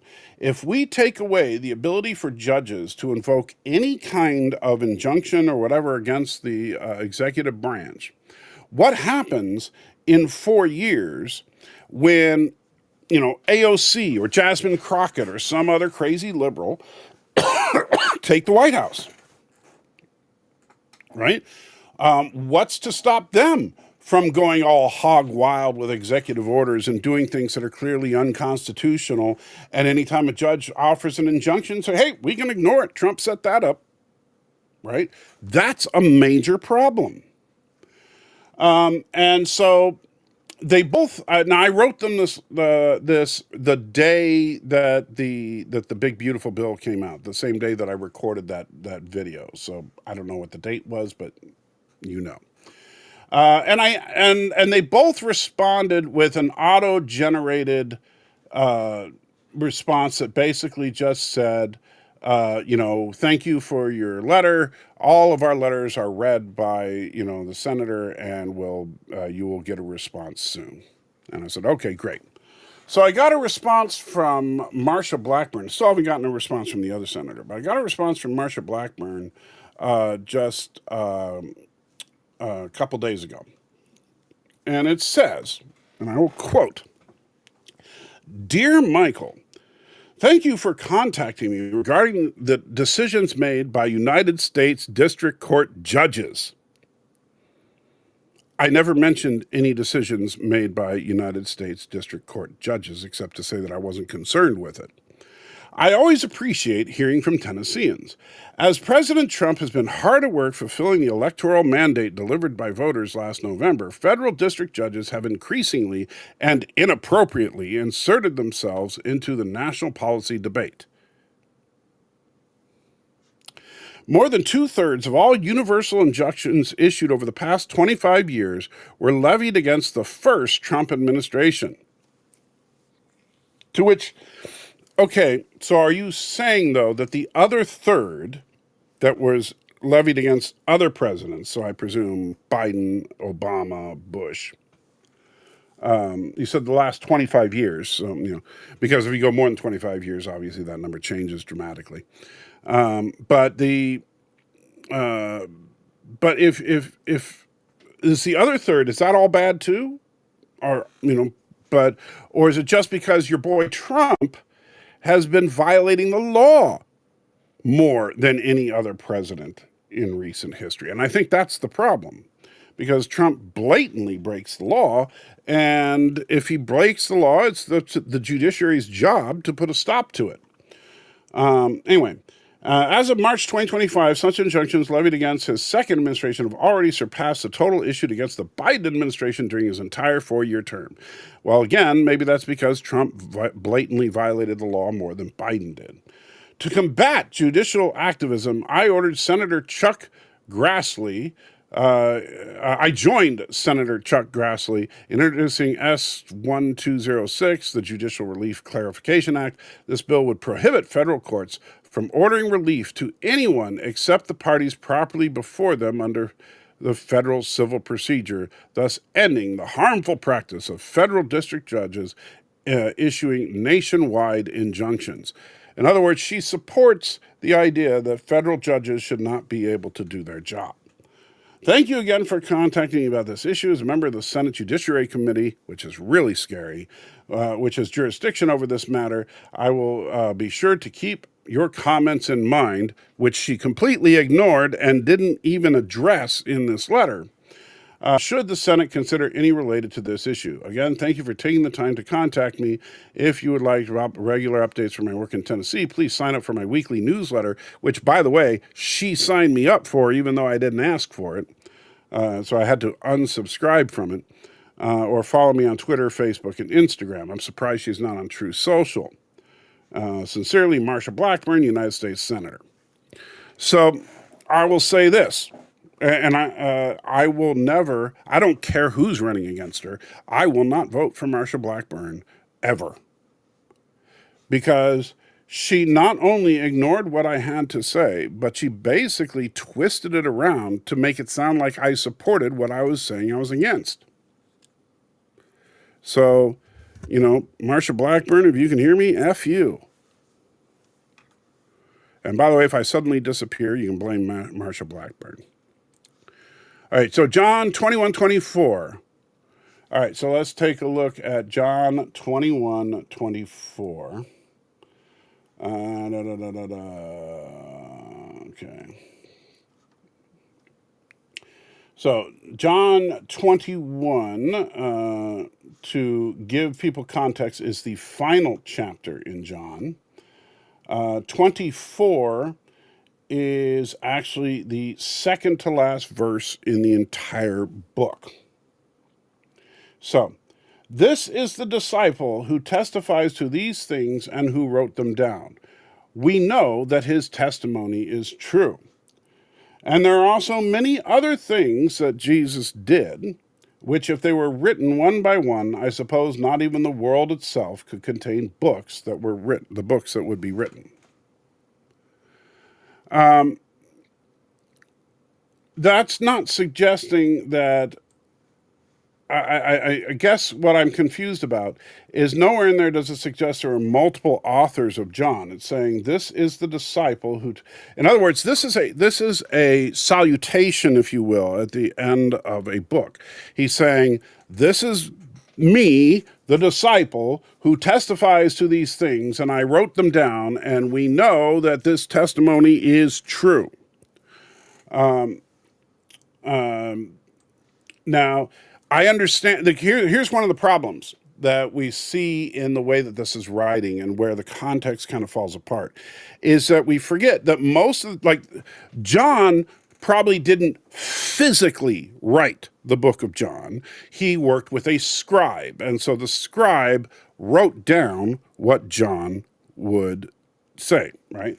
And so John would say, okay, and in fact, there's actually a writing of Paul that's really funny because it says, the writing is abnormally large here because it's by my own hand, and it's because Paul wanted people to see that he was basically signing his letter.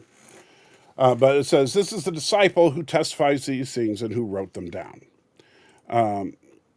And so that's two people. The disciple who testifies, that would be John, and he who wrote them down would be John's scribe. We know that his testimony is true. Okay? So there are two people mentioned, but those two people were both involved in the writing of John, and John was the person who dictated the entire book. This is not out of the ordinary for ancient writing from this culture at this time. And again, like I said, you can find it in other books of the Bible. But it's not suggesting that a bunch of different people put their writings together into the book of John. And then, of course, the last verse is saying that there are a lot of other things that I didn't write down that Jesus did, and there wouldn't be enough room in the whole world to track it all, which is an exaggeration, of course, a little thing called hyperbole. But I think that is... I don't think that's suggesting that John was written by multiple people. That's my take on it. I could be wrong. I'm not claiming to be the end-all, be-all on the subject. I was wrong being the intro. Yeah, it was the outro. That's the part I was thinking of.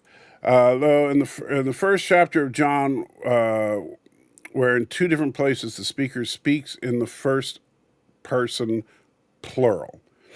Though it is in the first chapter of John where in two different places the speaker speaks in the first person plural. Do you have the verse for that? Because are you sure he's not talking about himself and or John the Baptist and switching back and forth between them?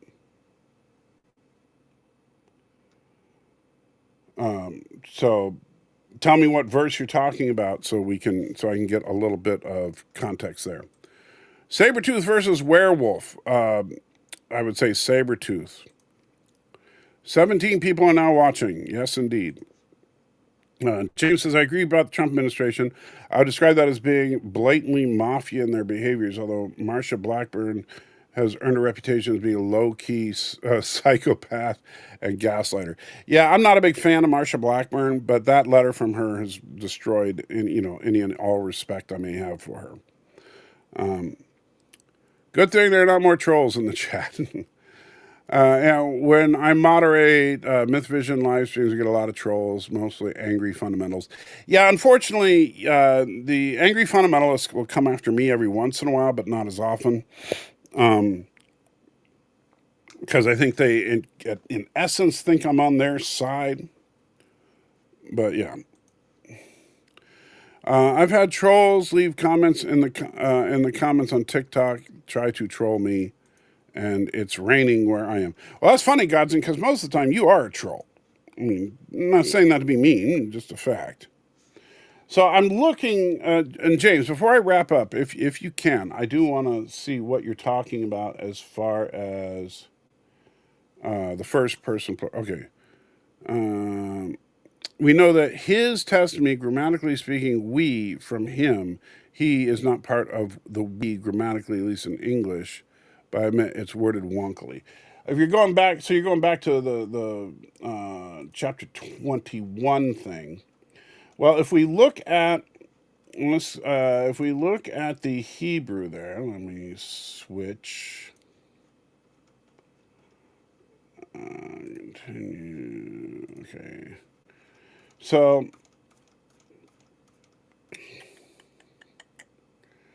all right. I'm not sure where you say. Okay, so I assume you mean his is what you're talking about, because there's no. Yeah, we know that his testimony, grammatically speaking. Okay, so the word his is autos. That's the Greek term used. Autos can mean he, she, it. Can also mean himself, herself, itself, themselves. The same one of, place, here, there, where, him, them, his, their, her, he, it, they. So the problem you run into is, and Greek, just like a lot of languages, a single word can be used for a lot of things. And you have to look at the context in which it's written to understand, right? Just like when I said the car flying down the road, if I said the airplane was flying over the sky, that, same word, but based on the context, I'm talking about driving fast versus flying overhead. In this particular case, we look at, it says, so the English translation is, we know that his testimony is true. So for we know is, those two words are derived from the Greek term oda. So it's to possess information, recognize, realize, to come to know, to understand. So it's not we know, it's really, we come to understand is really a more literal translation. And then that is actually translates primarily to that or because. And so because we know this is where we're going with this. And then his, we already talked about, right? That his obviously is referring to a person in this case, or persons. So we know that because we know that person or persons. And then testimony is the word materia, which literally means testimony or evidence, good reputation. Then iemi, or however you pronounce that. Sorry, I'm not good with my Greek. Which is to be, exist, to be present. And then finally, alethesis, true, genuine, reliable, trustworthy, valid. So we put all that together, and we see that the literal translation of this phrase here would be, we've come to possess the information, or I'm sorry, because we've come to possess this information. His is what's the translation, but it could be his, her, they, whatever. Information provided is accurate, right? So, based on that context and based on the fact that it's talking about the disciple John, it would make sense that the word is for his as opposed to their. That's how I examine these types of scriptures, right? Let's look at the actual Greek or Hebrew or Aramaic in some cases and see how it breaks down. To be fair, as a qualified Bible scholar and ancient linguist who brought to my attention that the overwhelming consensus among his peers was none of the Gospels were written by eyewitnesses. I would say this. It's kind of funny when we, don't get me wrong, I'm not saying that argument from authority is always a bad thing, but this is where most people go. Well, I saw a Bible scholar who said that all the Bible scholars believe X. However, and then I saw a Bible scholar who said that all the Bible scholars believe Y, and X and Y are mutually exclusive terms. Why? Because maybe there isn't a consensus, or maybe because one of them has an agenda, or maybe both of them have an agenda. So if the minute somebody says, oh, all the Bible scholars agree that this is, that none of the Gospels were written by eyewitnesses, well, then the Bible scholars are either patently idiots or there's an agenda going on here. And because, like I said, John is clearly an eyewitness, as is Matthew.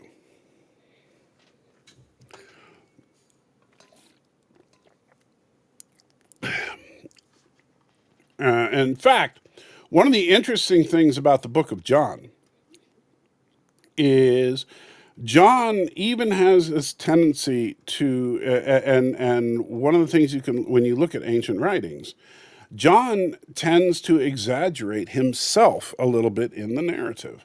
That's one of the reasons, like he points out that he's a faster runner than Peter.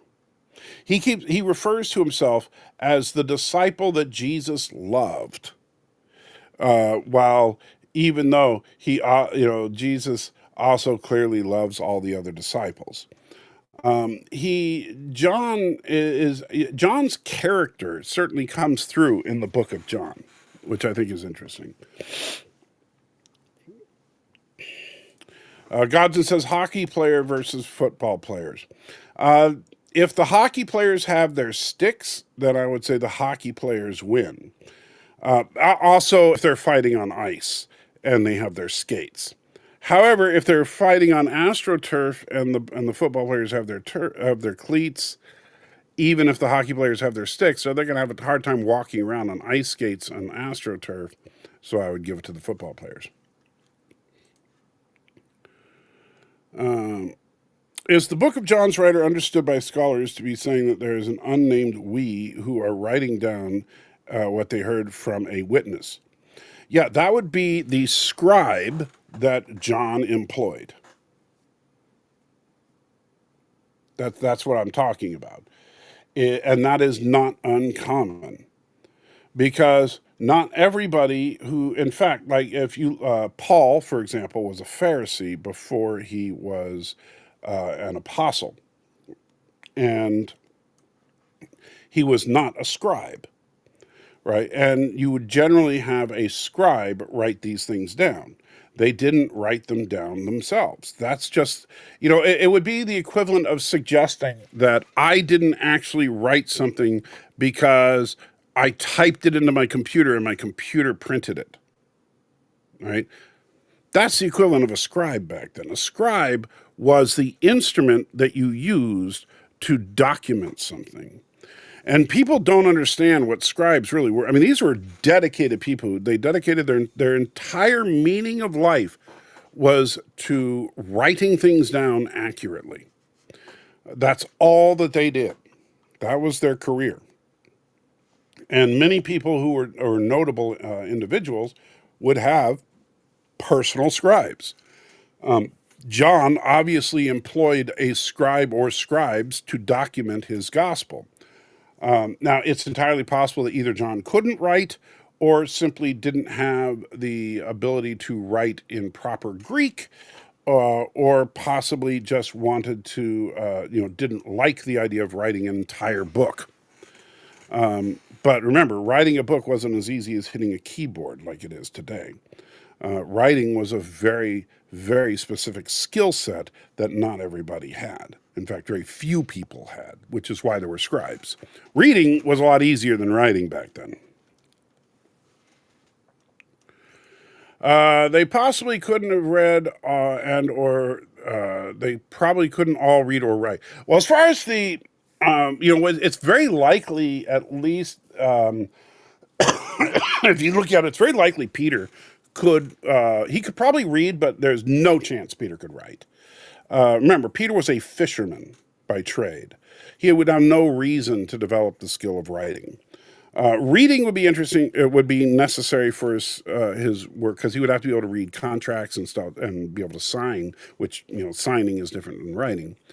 But as far as actually being able to write a contract, he would employ a scribe or lawyer for that. The secretary taking the executive's dictation, very similar, yes. Except imagine if most executives couldn't write, Some scholars are saying Paul might have been a fictional character created by a ghostwriter who wanted to create a personal foundation for readers to identify with to give their work more weight. Yeah, there are also people that say that everything in the Bible is made up. There are people that say that Jesus didn't exist, despite the overwhelming evidence to the contrary. However, the problem is that you have writings, for example, you have writings of Peter about Paul, and so and And Peter, of course, was the head of the church as ordained by Christ himself. So there's this kind of chain of custody, if you will, between many of these individuals. Are there some books that you could argue about the authorship? Sure, Hebrews. Wonderful example. Nobody knows who wrote Hebrews. Some people think it was Paul. Some people think it was actually one of the female disciples of Christ. Some people think that it was James. But ultimately, we don't know who the actual author of the book of Hebrews was. But Paul's letters, we know, were written by Paul. They're very well documented. And then you have Peter, who wrote about Paul. In First and Second Peter, he mentions Paul. Of course, in Acts, which I believe, if I remember correctly, Acts was written by Matthew. I could be wrong about that. But in Acts, that's where we see Peter first taking over the ministry of the church. That's also where we first meet Paul and see Paul's conversion. And of course, we have the four Gospels. And John, besides writing the Gospel of John and 1st, 2nd, and 3rd John, he also wrote the book of Revelation. But yeah, sure, maybe they were all made up. Maybe Christianity is just a big fairy tale. That's entirely possible. I would dare say unlikely based on the historical and archaeological evidence. But again, that's not an argument for atheism versus theism, is it? Nobody doesn't have much to say now. Well, yeah, we're wrapping down. People tend to slow down towards the end of the day. Some scholars have proposed that even the apostles were invented for gospel fictions, again, to give it weight, but those are fringe views at present. They're fringe views for a reason. They're views from people with agendas to try and discredit the validity of the Bible. And anybody that has a bias should not be in the scholarship field. And the problem is, it's almost impossible. If you are a biblical scholar, you have a bias, and this is a problem. This is a genuine problem, because if you are a biblical scholar, chances are you're going into it with the presupposition that the Bible is the Word of God, or the presupposition that there is no God. That's just the way it goes. And the funny thing is that those that go in with the presupposition that there is no God come up with all these reasons why the Bible isn't true. And the people that go in with the belief that the Bible is the Word of God come up with all these reasons why it is. And that's why I tend to say, look, biblical scholars are interesting as far as understanding some syntax stuff, but at the same time, when they start spouting contradictory beliefs about syntax, then I go to the real experts, and that would be the Jews, especially if you're talking about the Hebrew stuff. I think the stories about Jesus were based on a real person. I think they were heavily embellished. Yeah, that's a common belief. It's, that's fine. You can suggest that, but the problem is now here's what you're saying. Oh yeah, I think Jesus is real. I just don't think he did all the things that I don't feel comfortable with. See, I think that I think that that's an impossibly biased statement to suggest that, well, so like I think Abraham Lincoln was real. I just don't think he, really wanted to free the slaves. Maybe because I'm a racist or something, or I think George Washington was real, but I don't think that he was really against political parties because I'm a big person who believes in political parties, right? Something like that. You can sit there and dismiss the documented facts about Jesus all you want, but the problem is all you're doing is inserting your own personal bias into it. I say you have to read the books for as they're written and say that if this is an honest attempt to describe the historical events as they happened, and we have more manuscript evidence to support this than any other event in history. That's an interesting coincidence. 7 of the 13 letters were written by whoever identified as Paul. That's true, but it's not really the same as knowing that the author's real biographical data. Well, if you want to sit there and argue that the letters were, first of all, was Paul actually his name? Probably not. I haven't even looked it up if Paul translates to a different name. Just like Jesus wasn't Jesus. His name was Yeshua. Or Yeshua if you prefer. The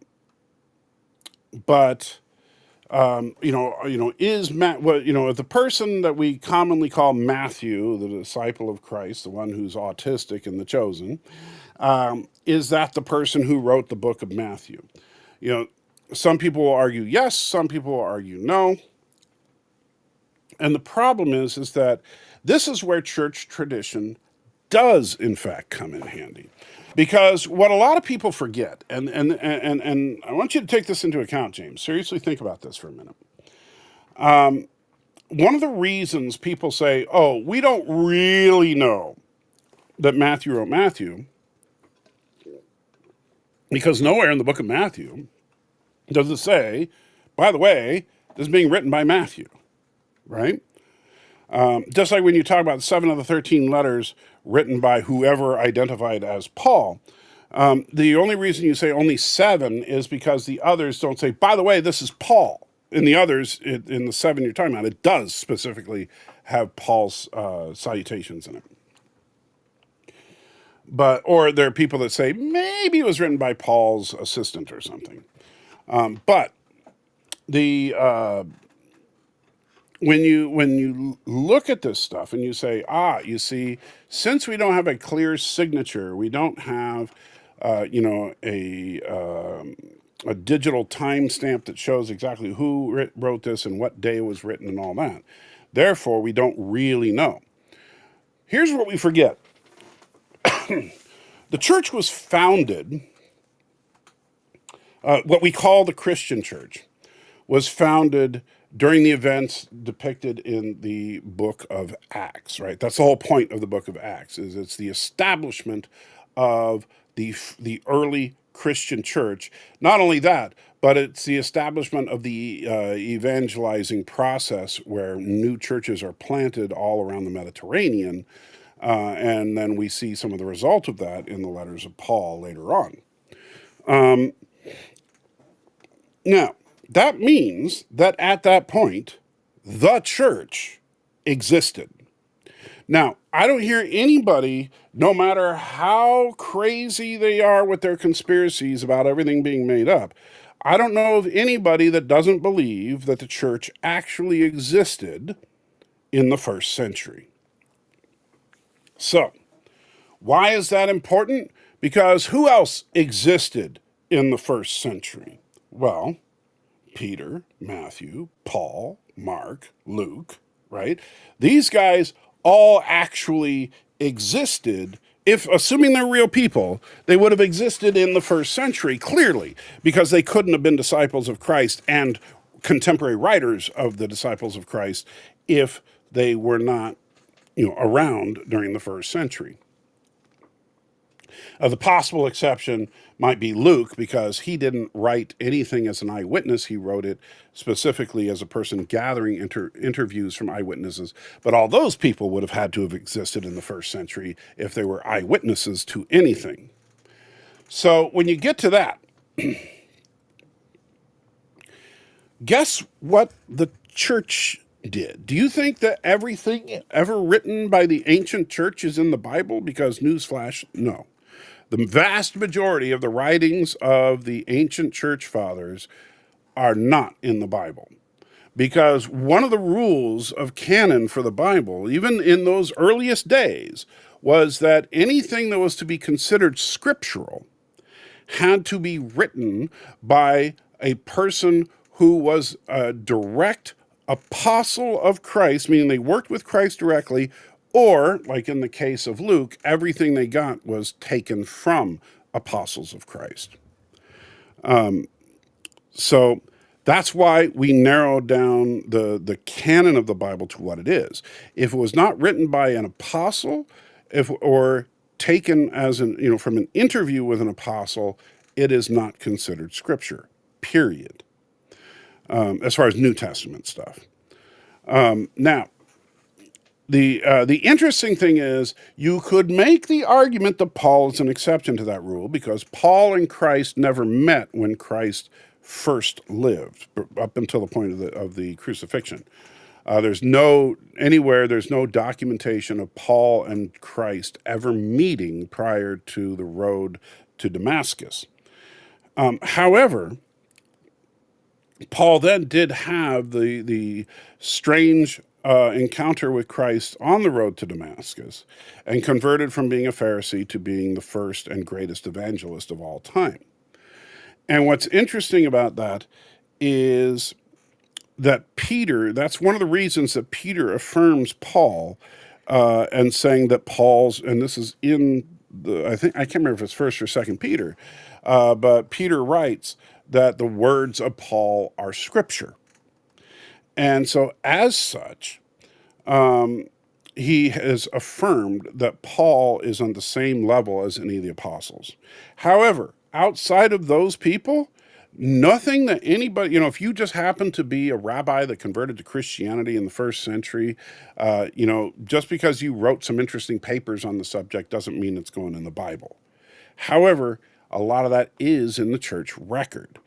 And so when we talk about authorship, the part that a lot of people leave out is the fact that during the time that, Matthew, Mark, Luke, and John were walking around preaching to people, the various churches knew what their written works were, because they were out there preaching from their own written works.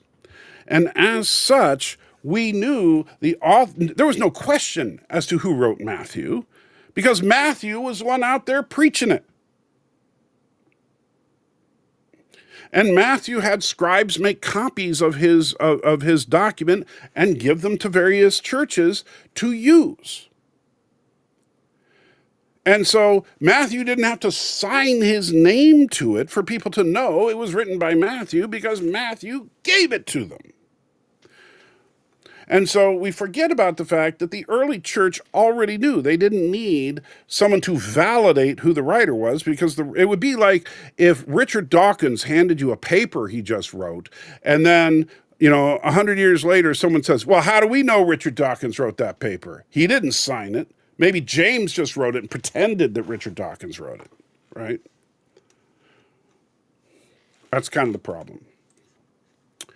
Man, I'm going way over time. It's over 4 hours now. Saw checking out in the courts. There's going to be a civil suit between two giants, Disney versus Google. Reason being, Google hired a person from Disney that they heard was the head of their entertainment industry. Well, I don't know who to root for there. So I don't know the details of the case. I still want the Supreme Court to rule on Google. I'm so pissed that the Supreme Court has been doing all this stuff with the craziness of the Trump administration, which I understand. That does take precedence. It's more important.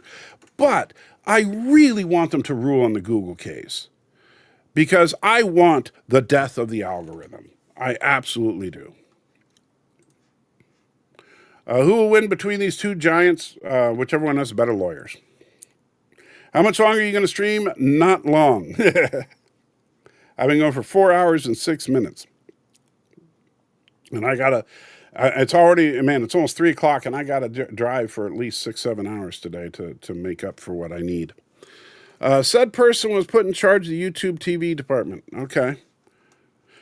I don't know what the lawsuit is specifically over, because it's not illegal to hire somebody that used to work for somebody else. So I don't know. To be fair, I do not think that Lincoln really wanted to free the slaves. I was just saying. But yeah, I have much to say, but it just doesn't fit into chat bubbles. No, so we should get together sometime, James. You seem like an interesting guy. Have you ever met an Amish person? Yes, we have quite an Amish community here in Tennessee. The church is, but we have more Mennonites than Amish, to be honest. The church, as you know it, did not exist in the 1st century, to be frank. Those men, if they existed, were in Jewish sects. The problem of morphing into Christians took longer. Well, you're half right there. The church as we know it, like, we didn't have For example, you might have a Methodist church that's built this beautiful building that's the church that everybody goes to, and there's the pastor, and everybody gathers there. Now, most of the churches were more like home churches. There were small groups that would meet. But they were not all sects of Jews. That's the interesting thing. There were Jews and Gentiles that were Christians, and it was a mix. And that was actually a big part of some of the early schisms in the church as to, do Gentiles need to follow Jewish tradition because Jesus happened to have been a Jew? And that's one of the reasons and that's still a debate among some Christians today. There are Christians, one of which is in this chat right now, that genuinely believe that Christians today should follow all the traditions of Jewish law, even though even the Jews today don't follow all the traditions of Jewish law. But they genuinely believe that you should celebrate the various festivals as prescribed in the Torah, that you should church should be on Saturday, and you should treat Saturday as a Sabbath, all that good stuff. And if you feel in conviction to that, obviously I've said before, go ahead and do it. If it makes you feel closer to God, I don't care. It doesn't bother me. But at the same time, don't tell me I have to, because that is not what the Bible says. All that being said, that was, so it was not Jewish sects, because there were a lot of Gentile churches in the early days. And you can see that especially in the writings of Paul, where Paul would address a Jewish community very differently than he would address a Gentile community. And some of them were hybrids of both. I think you got to be very careful about that. It was the beginning of what became the Christian church, but it didn't look exactly like the Christian church does today.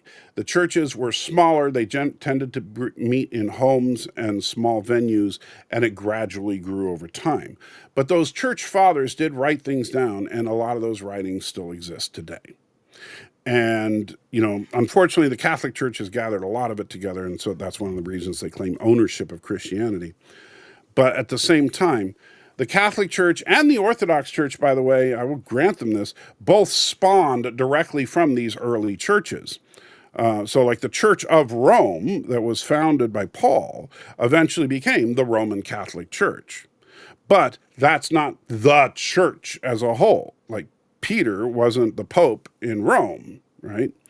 And just like the Orthodox churches, basically, there are a lot of different Orthodox churches that basically that they are from a specific church that was planted by either an apostle or an early disciple. And that's where you get the Greek Orthodox and the Russian Orthodox, and all these are from very early churches that then became that church. The Protestant movement did break off from the Catholic Church at the time of, Martin Luther was really the beginning of it. But the thing is that to say that the Catholic Church was the church, no, the Catholic Church dates back to the earliest forms of the church, but it wasn't the church. Same with the Orthodox churches. They came from various church plants, but the church was not the Catholic Church or the Orthodox Church. Trek viewer in the house, good to see you. None of that stuff is fact. Okay. I still don't want to argue from the chat. Oh, I'll stop typing about stuff. You don't have to stop. We're having fun. I'm enjoying it. It's partially so the person has firsthand knowledge. It's partly about said person has firsthand knowledge about forthcoming entertainment, especially sports contracts. You might have Google advantage over Disney. So it's like an insider trading kind of thing. I don't know, the only way Disney would have a case would be if that person specifically signed a non-disclosure agreement or non-compete, saying that they couldn't go to work for a competitor, and then they did. Then Google may not be liable as much as that person, depending on how the contract's written. Or if they could prove Google knew about the contract, then they could get Google on the hook. But if there's a non-compete, I would say Disney has a case.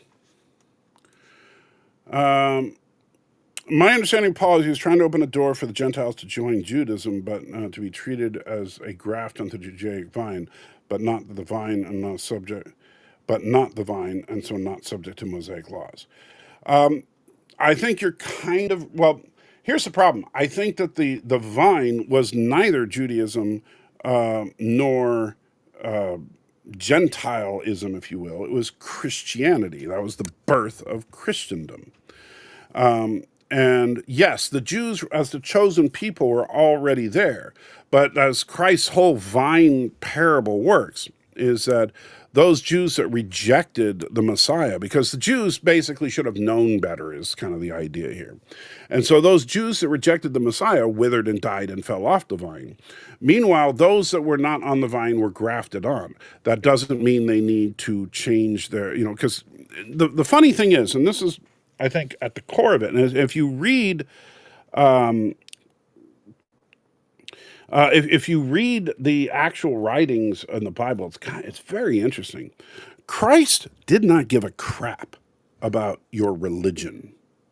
Christ didn't care if you were a Jew or a Gentile. He didn't care if you were a pagan. He didn't care about your religion. What he cared about was your heart. And he cared that your heart was pointed at God. Now, you might say, but wait a minute, doesn't that mean you have to be a Jew or you have to be... No, he wanted you to be a Christian. He wanted you to follow Christ. But that's where, and that's one of the reasons I kind of liked the way that Jordan Peterson mentioned it in that debate recently, and how I'm saying it from now on, is that I am a non-sectarian Christian, meaning... and this, by the way, just so you're aware of this, James, this is some of my study materials that I use for this kind of stuff. In fact, this, by the way, very interesting document. This is the World Christian Encyclopedia, which is where many people get that argument of the 40,000 denominations of Christendom. That's where this comes from, which is one of the most blatant BS, false arguments you could possibly make. And all you got to do is read the frickin' source material to know that. But at any rate,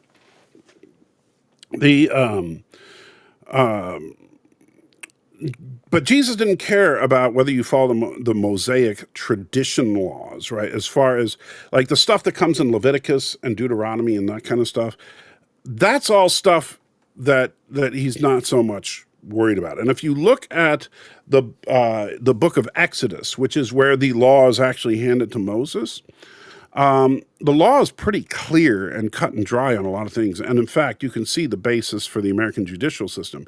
It's too bad you weren't here for it, but we recently went over that in our live streams. But those laws are very much more general in type. What we tend, everybody knows of the Ten Commandments. That's the central part of that law. But there's also stuff about personal injury, how to deal with murder and adultery and stuff like that. And that stuff, I think Jesus, and if you look at the way Jesus treated people, I think that stuff was very universally applied. Didn't matter if you were a Jew or a Gentile. Which, by the way, Gentile is just a term for non-Jew, for those of you that don't know. But when you look at the minutia of things like mixing fabrics together and stuff like that, he's like, yeah, I don't care about that. What I care about is, are you following God? Are you, in fact, following me? Are you listening to what I have to say? Are you loving God? And in fact, Jesus even points this out, when asked, what is the greatest commandment? And he says, first, you love God with all your heart, all your soul, all your mind. And by the way, that's important the way that he says that, because he's saying you don't just love God with the feels. That's part of it. That's loving God with all your heart. But you also love God intellectually. You need to understand, study, and reason, use your logic. That's why you love God with your mind as well. But anyway, and when you love God with your body, that's things like doing, good works where you're helping your neighbor, or you're doing things to try and reach out to others to basically build the kingdom on earth. That's the whole point of it. But he says, first, you love God with all your heart, soul, mind, etc. Then the second commandment, which he said, which is like the first, meaning it's equal in importance, is that you love your neighbor as yourself. In other words, you love God and you love your fellow man. And then he goes on to say, and this is really, I think, the crux of it, All of the law and the prophets is based on these. So if you can understand what it means to love God and to love your fellow man, that's all he wants. Now, is there stuff in there like, okay, so that means that if you love God, you should want to avoid sin. Well, in order to do that, you need to understand what sin is. And that's part of loving God with your mind, is to start to understand this stuff. But it doesn't mean that the minute you do some inadvertent sin that you're going to hell, as some people think. And it certainly doesn't mean that somebody who's committed sin before they came to know Christ is going to hell.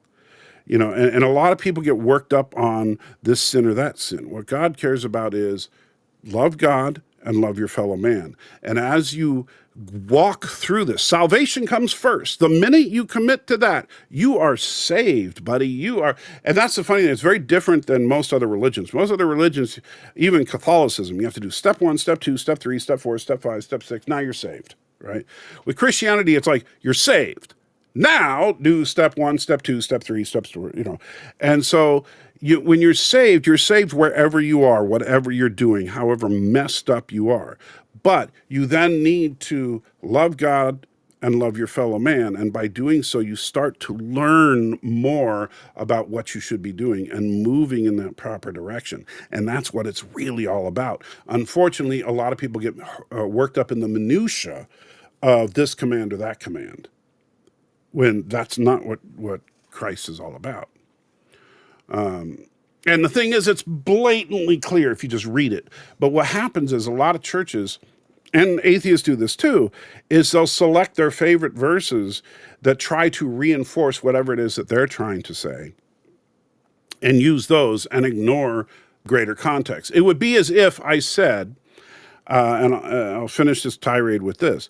It would be as if I said that it is 100% true that, according to the Constitution of the United States, alcohol is illegal.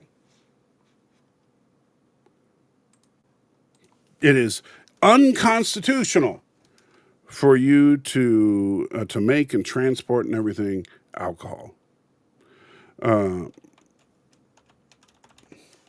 And you know, that would be true if I was to simply read you the 18th Amendment, right? And so, which I don't even know what let's see, the 18th Amendment, let's read it.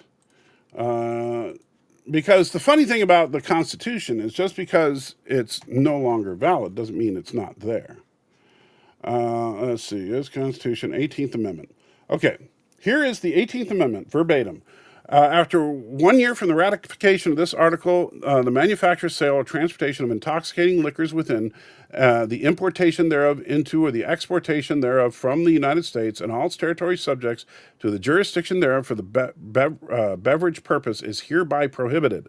The Congress and several states shall have a concurrent power to enforce this article by appropriate legislation.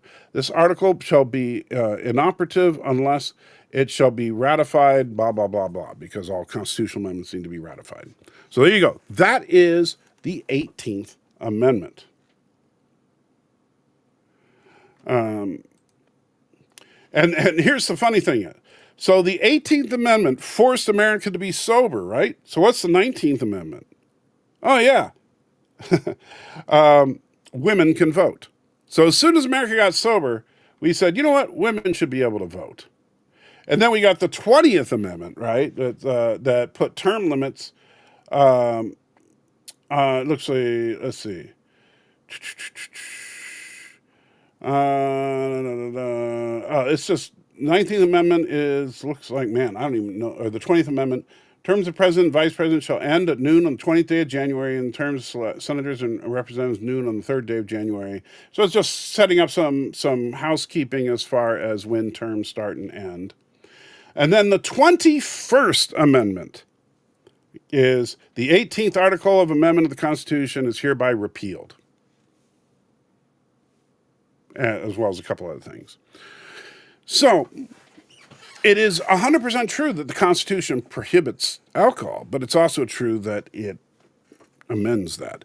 So you have to look at the entire thing in context to understand it, and the Bible is the same way. You can pick and choose things in the Bible to try and mean anything you want to, but if you start studying the book as under the presupposition, and I know this is a tough one, and this is one of the reasons I won't talk about it much with atheists, is because you have to go in with the presupposition that all 66 books are divinely inspired and therefore work together. I guess we reached the end of the stream pretty darn soon here, as soon as I can get caught up. I keep saying I'll stop in the starting. I'm such an addict. Yeah, I'm the same way. That's why I keep saying I'm going to wrap up, and here it is now, 4 hours and 23 minutes. That guy was calling himself John Gill would be perfect for this chat and stream. Oh, man, he and I would go at it every now and then, yes. James says, as I read it, Jesus of the Gospels legends was a Jews-only apologist and would have been offended by Paul. Well, that's where I think you're wrong. I know that you're probably thinking of the incident where he was talking to the Samaritan, and he referred to, and he talked about how the good news was for the Jews. And the thing is that if you, Jesus also reached out to the Samaritans. Remember, who was the first person that really, outside of the apostles themselves, the first person that Jesus kind of went public with was a Samaritan. Not only that, but the greatest person in all of Israel. Do you remember who that is? Who was the greatest person as far as faith of all of Israel? I'll give you a hint. It was not an Israelite. It was not a Jew. In fact, it was a pagan, and it was a pagan who was a foreign invader. It was a Roman centurion. And so, no, Jesus absolutely was not a Jews-only kind of guy. However, he also understood that the Jews were the chosen people by God. The message was to go to them first. They were the chosen people. They got the first fruits. They got first rejection. I should stop talking. You have work to do, and I should get ready for Monday myself. I will ponder this discussion in the days to come. Well, James, I hope to see you again for sure. You seem like a smart guy, an interesting guy, and yes, I would love to talk to you sometime. We should definitely do it. No matter the outcome, when giants battle, we the little people will suffer the most. So if you're talking about Google versus Disney, I don't see much coming out of that. I mean, at the worst, Google's going to pay Disney a couple $1 million or whatever, or the guy gets fired. Need to go to work myself, speed up the chat buffer. James putting a smiley and a heart. And Arabic says, I'm here, so you can end the stream. Well, thank God you